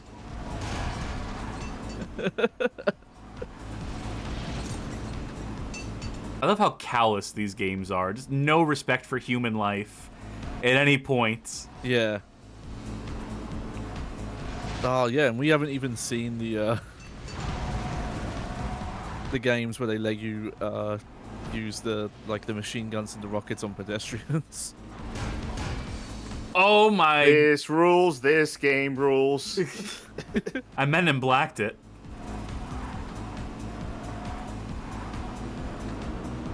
I only have a little bit of boost left. Emerald Sundisk in chat says, I think there's another game by Team 6. It was supposed to be a sort of modern military shooter, and apparently every level of the game was loaded at once, just on different Z-axis levels. If you fell out of a map, you would fall past every other map in the game. Look at this lady. Yeah. I gotta try that again. Yeah, I have to figure out the name. That is oddly more common in game design than you'd think.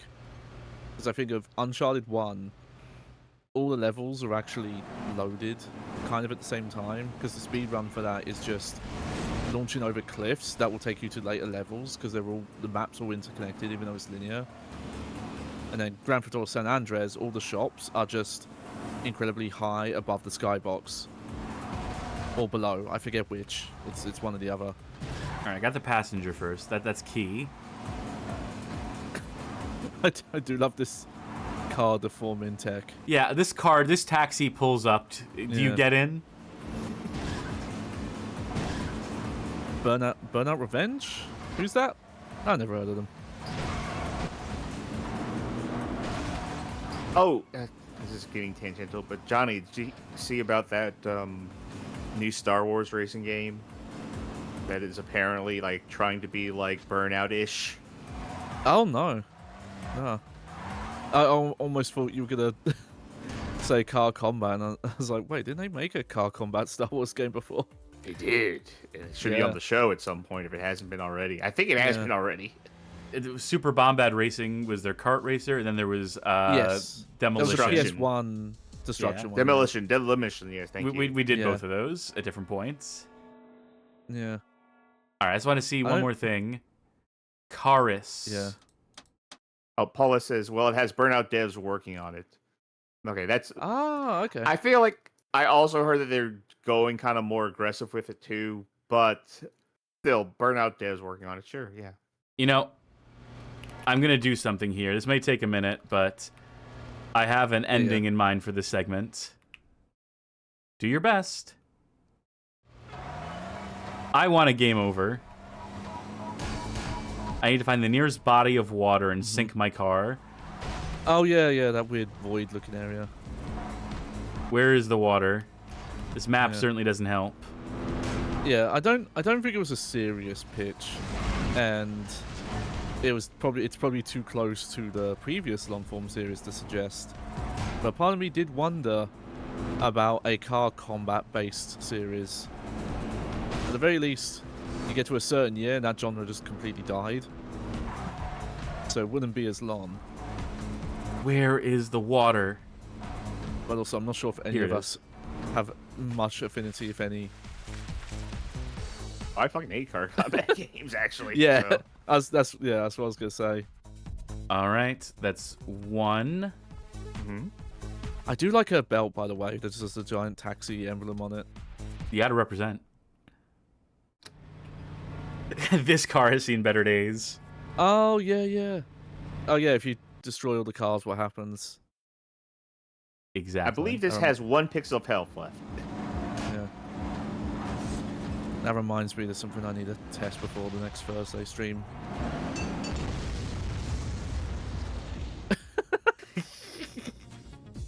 Oh, I love that. Just holding the wheel still. Fucking Looney Tunes ass shit. Okay, we have $219 left. Because every time you destroy a car completely, it apparently gives you a new car, but you have to pay for it. So that's a consequence. But mostly it's still losing the money. Look at that, those boost exhausts attached to nothing.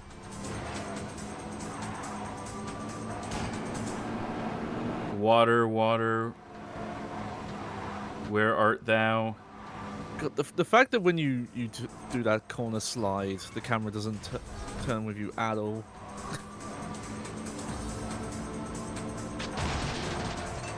I might as well just destroy the car at this point.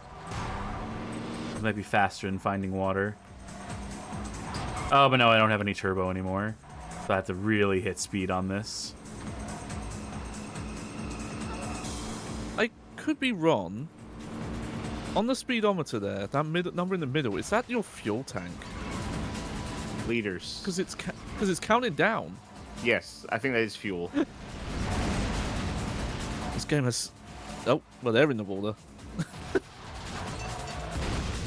There we go. Oh, and right by the thing that would have put the fire out. Oh, you run out of fuel, look. Yeah, there's a fuel mechanic Here it in is. this as well. No more money. No more taxi driver. Right. Your career ends here in the fucking graveyard. Rest in peace, bitch. Ronnie Nellis, Erwin DeVry, Nico Brown. I see why this era of Team 6 has its fans. Anyway, that'll do it for Super Taxi Driver 2006. Had to show off that game over screen, obviously. I mean, you saw it, so it's... All right. Whew. It's been a lot of video games tonight. We have one more. Can everyone saddle up for do one more game tonight? Yep. Okay, cool.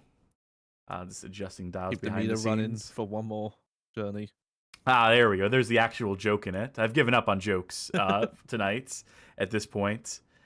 So Super Taxi Driver, it was fun to see a squeakquel to it.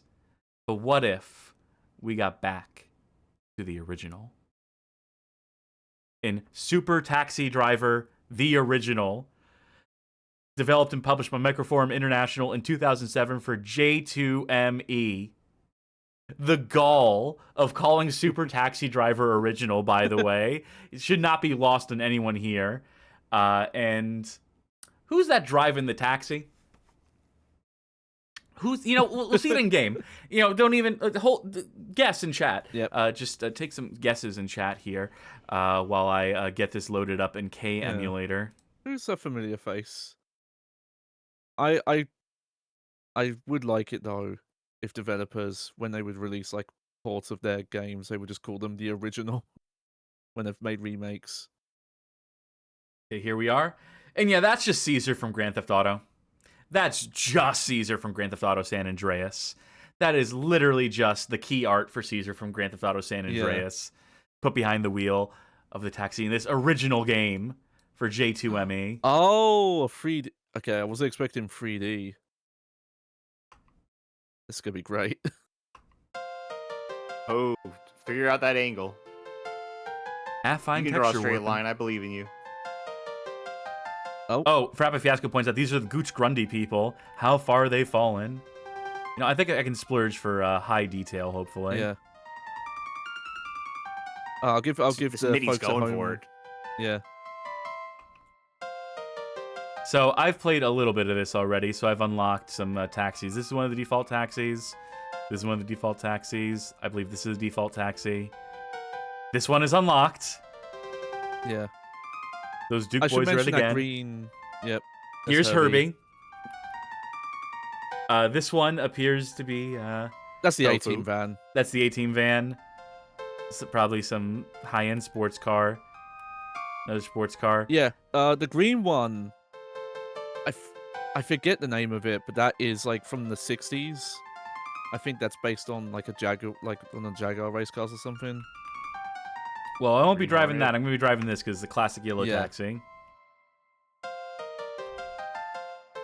But I'll give folks at home some a fun fact here. We can actually see the frame rate counter, so we can confirm that this is 9 frames per second right now. Yeah, and changing to low detail doesn't change anything.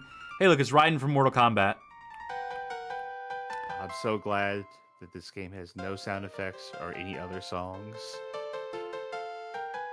That I'm just in like the musical void with this MIDI piano.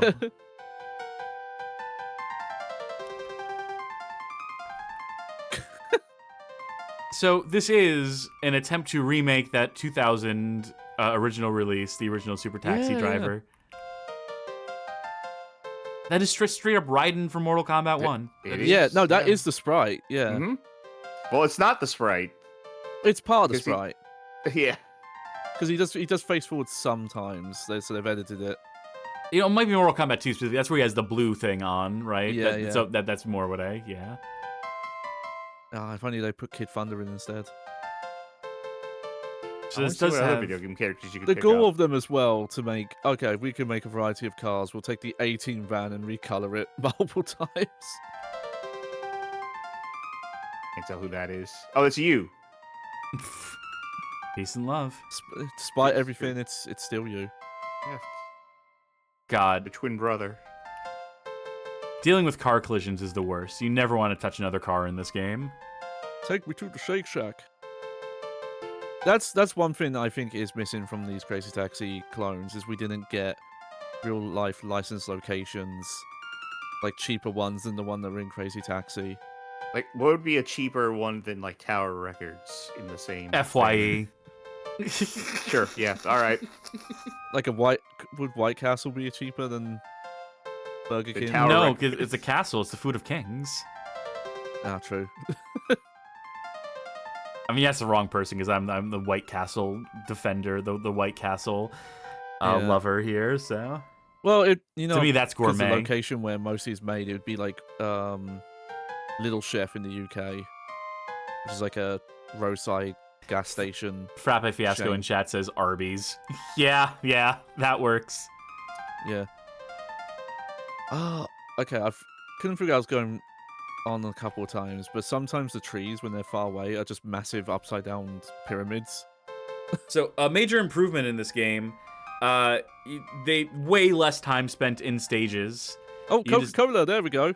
Yeah, I'm sure they absolutely. Oh, yep. Ooh, paid for this product. Yeah, we just I know Do you delivered. think there's a knowing sense of not caring for this stuff? Just like knowing that they would get in trouble for it in some universe where like someone paid attention and being like, you know what, fuck it. I don't care. Who gives a shit? Put Coke in. Yeah, I mean, think about where this series started. It was ripping off Crazy Taxi. And, in 2007 when we're putting this out, which is amazing that this is a J2ME game, a 3D J2ME game in 2007, tied into a 2000s PC game. Who is this for? I guess they just realized it's not for anyone. We can make it, though. We can put it out. Yeah. Someone might accidentally buy it. Oh, I am Headful points yeah. out that the unlockable car, because we're seeing the cars on the road here. It's Kit. It's Knight Rider. Yeah, I had a theory. Yeah, I had a theory. Say something nice. For a phone This game. music makes me think of like a cowboy piano player era guy. Yeah. I got a slowly rating, by the way, because it wasn't fast enough. This is, for J2ME, if you were still rocking a flip phone or whatever, something that was capable of just barely running this at its 9 frames per second. You could kill time with this. I could see myself playing this for like 5 minutes while waiting for like an appointment. Yeah. We put up with a 'cause lot I back remember- then. Yeah, like a great comparison is I find the Game Boy Advance Crazy Taxi that is in 3D a bit too much. Though I remember when we covered it, Cass, you actually gelled with it quite a bit. No, This is I a lot gelled with slower. Sharky Was gelled it? with it. I didn't play that shit. Oh, okay. Alright, it was a while ago, so forgive me, but though this is way slower, this seems a little more approachable for being this like rudimentary 3D. Yeah, we can drive on the grass now for the most part. Never mind the tree there, but Yeah.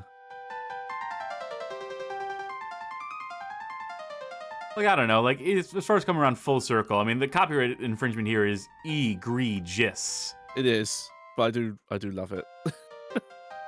That's kind of the attitude you want them to have. I mean, if you're gonna just fucking steal Crazy Taxi's concepts and all that stuff, and then not do anything like unique with the formula, which, debatable how unique the games we played tonight, how any of them were. Just adding the weapons in, I guess, is something. But, you're also, like, not really meant to use those, even though they're there in the maps. Yeah. Like, it feels like, just a kind of, like, well, we have these in the engine. We have these because we've been making, like, other Speedy. games on the back of this. People in chat are saying Yeah. the music is driving them fucking crazy. I am Headful says this is better than the Crazy Taxi J2ME games, which I would believe. By the way, this is Yeah. I'm going to stealth pitch this here in the middle, or the end of this episode, basically. J2ME series, where we do just theme nights that are just J2ME games based on a okay. different theme. Yeah. So like I here's a got bunch scared. of tennis J2ME games. And then we turn Oh, that see, into I a got- recurring series called like Coffee I- Break or something. I don't Yeah. know. Can't do Coffee Break. I got That's the name of the scared. emulator. Got scared. It was just we could play every J2ME game. Like someone told me that was the rest of my life, I'd be like, Opt out. find a new life somehow. Yeah, I'd become a drifter. I'm the wanderer. Call it like Java Break or Cup of Java or something. I don't know. Oh, yeah. Am I going to clear the stage yet? I want a very different stage. Yeah. Ah, here we go. Yeah, yep, that's different. Oh, nice. Oh, if only we had this to say Oddly. something nice now. And then there's like a snow Egypt, level. and it's roughly 24 pyramids surrounding Cairo. By the way, new customers. Yeah. Yeah, so I will say, because a thing I've noticed over all these games is, as you were saying about the mechanics stuff, I will say it has mostly been that any of the changes or additions to the formula, I think, to what Crazy Taxi 1 was, have actually been negatives, because it's usually stuff that's kind of just barriers or roadblocks. Even the most elaborate game we played, that's Super Taxi Driver 2006, added too many layers. It overcomplicated. Just keep it simple, stupid is. Yeah, like the damage mechanics or fuel, or like customer, like how much they enjoy this ride and all that stuff. Yeah. And okay, there was even an argument that with Crazy Taxi that the jump, like, kind of ruined the flow of it. And then what do these games go and do? They add a jump power up. That is effectively worthless. I gotta play more Crazy Taxi 2 to see how I feel about it. It does seem a bit weird because you kind of just skip having to dodge traffic once you can jump everything. But I think it's slower is the trade-off. It does make the Crazy Box mode a lot more fun. I want to beat this stage, see what the next stage is, then we might call it. I don't know the name of the song I'm thinking of that this is giving me the same vibes of. Any It's Scott very Joplin circusy. song? Yeah, I was going to say The Entertainer. Yeah. It's the one that samples the Gladiator. So just Entrance to the Gladiator in general, or? No. It's like the Benny Hill really theme. distinct. Yeah, the Benny Hill theme, you. Yeah, yakety sax. Look, I'm the least British person, and I'm not that old, so. How am I more but British you were than on you? the internet for like in the early 2000s. Though, Yeah, right? I got Americanized though. It's a problem. Not early 2000s, like mid to late. I'm just saying, I was on the American internet too in that time. Yakety sax was all over the fucking place. It was That's a the only thing I YTMD know fad. about the Benny Hill yeah. song. It showed up in Benny many Hill YTMD pages at a moment in time. I just haven't. I haven't thought about Benny Hill in a long time. I think about him because of Benny Hill's Madcap Chase for the ZX Spectrum, which we played on the show. Yep, that's the only other thing I know nice. about Benny Hill is that game. I know David Cross fucking hates Benny Hill, and people used to compare Mr. Show to Benny Hill, would just infuriate David Cross, because they'd be like, that show fucking sucks, though. Even when people were trying to I might compliment have to look him. up what Benny Hill is, because I thought Benny Hill show was just him being chased around by women at fast speed, and that was the entire show. I didn't think it had dialogue or anything. Oh, hey, we're in Silent Hill. I get it, there's fog. I swear one of these levels is like a snow level later on, but I'm not playing. We need to end the show. Just know that these stages are superficially different, and the more stages you can do, the more of them you can clear in a song sequence. never changes. Song never changes. The more you clear, that's how you unlock the cars. In due time, but that's as much as I can bear of our terrible taxi games. There was one more I was going to play tonight. It would have been a beautiful denouement. I thought about closing with Taxi Chaos for Switch, PS4, Xbox Series, and Windows, because this was only developed by one Team 6 Game Studios and published by Orange One on February 23rd, 2021. So they were still doing fucking taxi games. Yeah. In fact, there's also And a games Taxi in general. Chaos 2. that came out just December of last year, so like 3 months ago, and it was not Team 6 developing, because I think what Team 6 are done at this point, right? Have they wrapped it up? Yeah, so new developer, new publisher, but still managed to get the Taxi Chaos brand, so they can continue to develop their off-brand crazy taxi games. So maybe we'll have to revisit those when we inevitably do a Terrible Taxi Games Night Part 2. And I will say that in the Terrible Taxi, the second episode, the way I split this is that there are kind of like two divergent timelines here, where people choose to either rip off Crazy Taxi, as we mostly saw tonight, or choose to rip off that Space Taxi game. There's actually a fair bit of those to go around as well. So we'll pursue more of those in the potential follow-up to this night, while also covering some other Crazy Taxi games, mostly console ones, because there were ones for console Crazy Taxi rip-off games that managed to sneak in without getting sued into oblivion. But again, that'll be for us to worry about on a later night. For now, whoop. So, best and worst of the night. Oh dear. Yeah, that's about how I feel about it. Let's start with best. Let's start with Charky. Best. Ooh, boy. The problem is, at a certain point, these are all running together. Yeah. Because they're all called Taxi. Taxi. I think Taxi Racer London 2 is the funniest. Mm-hmm. So in that regard, I would give that my best vote. That's a fair choice. Johnny? I'm gonna go with that. There's an argument for the ones that are more competent, but that one I think is the one you could get the most fun out of, because the more Team 6 tried to make a more conventional modern game, I think the less fun they got. Yeah, that was the highlight for me. I'm also gonna have to go with Taxi Racer London 2. It was the perfect balance of, we're doing a crazy taxi, the physics are fucked, and hey, here's some power-ups that you can use to absolutely wreck shop and crash the game. I'd say my second place, just because it's such a shoo-in for Taxi Racer London 2, is going to be Taxi USA, the immediate predecessor to it, which did not have the power-ups, but had the wonky physics, had a fucked up map, fucked up physics, and it was fun enough as a bad Crazy Taxi. Had enjoyment factor to it, to be sure. I certainly can't give it to.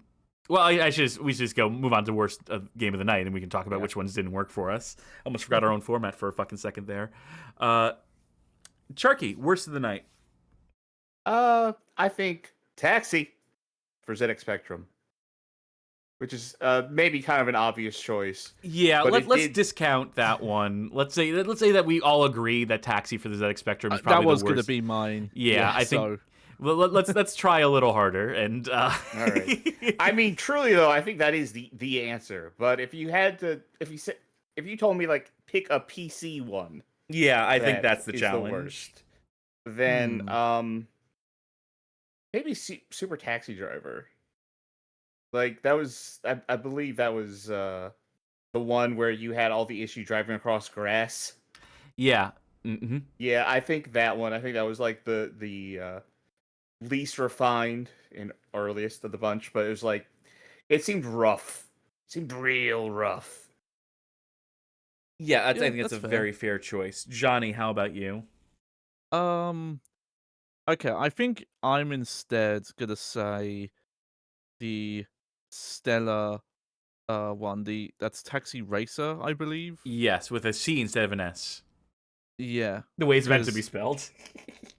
Yeah, because I think as bad as Super Taxi Driver was in places, I think if you learn to play the game the way it wants, there's something to do there. Whereas, as for example, you mentioned, like, Taxi Racer gets old very quick, to the point where you're just doing like breaking the physics very quickly early on. And that's the limit to what that game has to offer. So I think that would probably be the worst of the night. But it's close. Yeah, that's another fair choice. I'm gonna go. I'm losing my voice. Well, let's see if I can get this out before I completely lose it. I'm gonna go with an odd one. I'm going with Amsterdam Taxi Madness. The more I think about it, the more I hated that one the most. Even though it was like, it was the end. It was the one that they had the most time, that Team 6 had the most time to learn and just making the basic ass taxi games. But it had by far the shittiest map. It was the least fun to drive. Taxi Racer New York 2 was also pretty bad, all things told. Lacked a lot of the charm that Taxi Racer London 2 had. But Amsterdam Taxi Madness has none of it. It completely lost the plot at that point. I'd say that's the worst Team 6 game we saw today for me personally. Yeah, because at least Super Taxi Driver 2006, it's trying. It doesn't nail it. I could do without the extra features and in the narrative and the progression of it and the damage tracking and all that stuff. But, it's an attempt. It at least represented them making an effort for the first time potentially in fucking years to do something, anything. I guess we're discounting Taxi 3, which was, the immediate predecessor to it, which we didn't play on the show tonight because it's not a taxi game. Fucking somehow. The one called Taxi 3 isn't a fucking taxi game. But yeah, no, I think just when they were just resting on their laurels and plugging different map data into the same game engine and then removing things to make it less fun, to make the physics less fun, to make it less easy to break, to where they're almost attempting to pursue some actual type of simulation. To that, I can only say, what are you fucking doing? Just embrace the thing that is fun. Embrace the fun part of it. Because, what makes Crazy Taxi successful? Is it its realistic depiction of taxi driving? No, it's the part where it's goofy and you're doing tricks and stunts and shit's falling to the wayside and cars, you're crashing into them and bumping them off the sides of the road and all that shit. So embrace that part of it. And I feel like Super Taxi Driver 2006 at least starts to do a little bit more of that. So it did show that they were course correcting at a certain point in some capacity, which bodes well. I can only see great things ahead for Team 6 games after Super Taxi Driver 2006. I can only foresee them, especially there's this new console called the Wii coming out in and around 2006, and I'm sure they'll thrive on there. I'm sure their particular brand of driving game will be appreciated by the Nintendo audience in that regard. Anyhow, that's best and worst of the night. That's our show. That's every game we saw fit to play tonight covered. And with all that done and dusted, with that, I say, folks, I couldn't go too loud on it. My throat's really... hey, thanks for tuning into this Terrible Taxi Games theme night. We will return. We will do it again in due time with the sort of divergent timeline and all the console games and so on and so forth. Games we did not show off tonight. We got plenty of them. In fact, if you buy me a second here, I'll tell you how many games we have planned for that one, just as of right now. That can always add more. This has always become a three-part. I was going to say I potentially found one. Oh, great. I'm going to look into it, though. Yeah, I got another 11 games planned for that one as it stands right now. So, we haven't played the likes of Smashing Drive. We haven't played Taxi 2 for the PS1. We haven't played, this official squeakquel, this Space Taxi. The London Taxi we haven't played games. Smashing Drive on the GameCube. Right, we played the GBA version. Mm-hmm. Again, we haven't played Quarantine. We didn't even mention Quarantine tonight. I mentioned Quarantine. I dropped a direct reference to that. I missed it. I was too busy taxiing around. I was paying too much attention to the road and not to my friend. And for that, I'm sorry. But, so stay tuned. Stay subscribed over on YouTube. Following on Twitch. All things in due time. Speaking of time, it's time we hit up the stream schedule, see what's ahead of us in our immediate future. This Thursday, March 5th, will be episode 2 of Catwoman, the playthrough. Oh boy. That might be... That first episode, boy howdy. One of the roughest things we played in a while. Some of the worst 3D platforming ever. Ever! So look forward to that being concluded, hopefully, in the course of the next episode. Any fucking luck at all. Saturday, still pending. We'll figure something out, though. We always figure something out. It's always something on the Bad Game Hall of Fame. You can join us Monday for another casual Monday. That'd be Monday, March 9th. Games that are not so bad. Discussions that are not so sad. Shoot the shit, even, one might say. It's a good time, generally had by all on that one. So please consider checking that one out if you have not checked out our Monday streams before. And then you can join us next Tuesday, March 10th for... You know, it occurs to me that's Mario Day. Right? March 10th. Yeah. Yeah.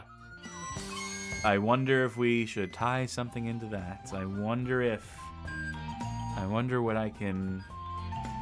We'll think about it. Well, we'll decide whether we go that route or not. It'll be something. It will be something on March 10th. I'll tell you what. But you'll just have to wait and see when it comes to that one.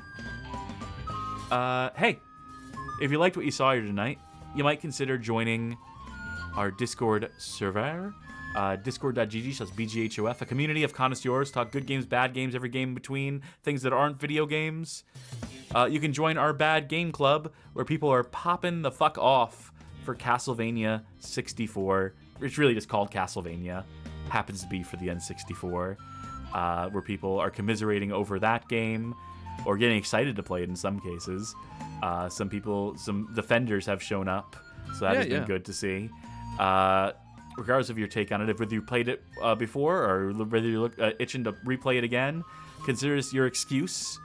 Join the server, join that channel, that Bad Game Club channel. You got the month of March to experience it before it disappears, never to be seen again, where the cartridge fades away and you can never play Castlevania in this town again.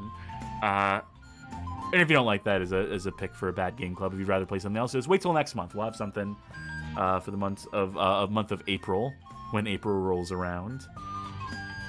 Now, if you really like what you saw here tonight, you might consider financially supporting the show by subscribing on Twitch, becoming a member on YouTube, or oh my god, pledging on Patreon. That's what I'm supposed to lead with. I'm losing my voice and I'm losing my mind.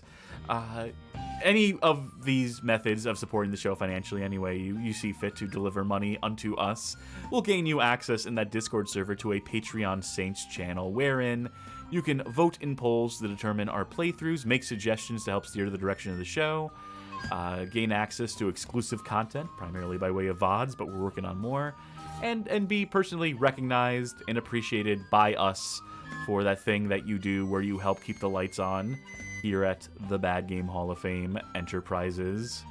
And if you can't financially support us, if you are unable to at this current juncture, we completely understand.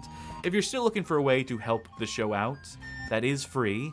One of the best ways to do so is to go over to our YouTube channel, youtube.com/@badgamehalloffame, and check out our suggested viewing playlist. It is 20 handpicked episodes that we think make for some of the best onboarding onto this here show of ours that are fit to share with folk you know who might go for 3+ hour video game playthrough VODs, commentaries, etc.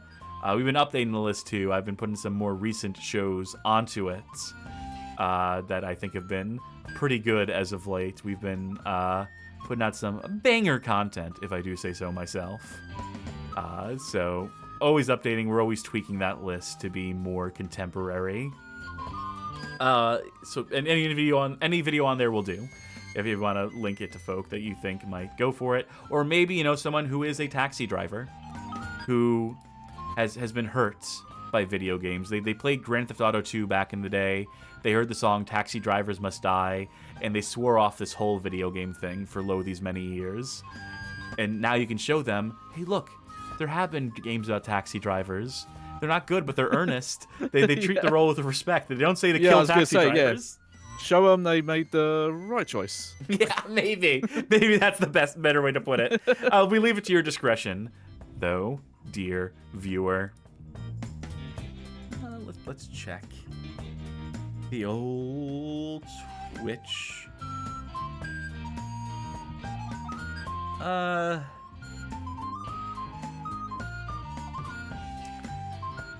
I'm going to send folk the way of one Obo Shoes Games, whose stream title is currently Shooter is a genre where you shoot. That's true. And Taxi Games is a genre where you taxi. So, there you go. Synergy of some sort, I guess.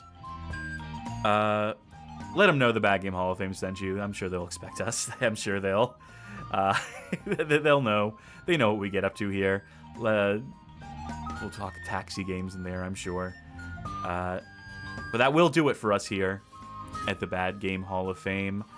I, of course, have been Cabby Cassidy. I've been running the meter at a red light turkey. And I've been making some crazy money. Johnny Baghead. You held onto that for the whole show, and I did, yeah. I respect your restraints. I appreciate it. Thank you. Thank you to everyone at home. Thank you all. Bye. Good night, everybody. Toodles.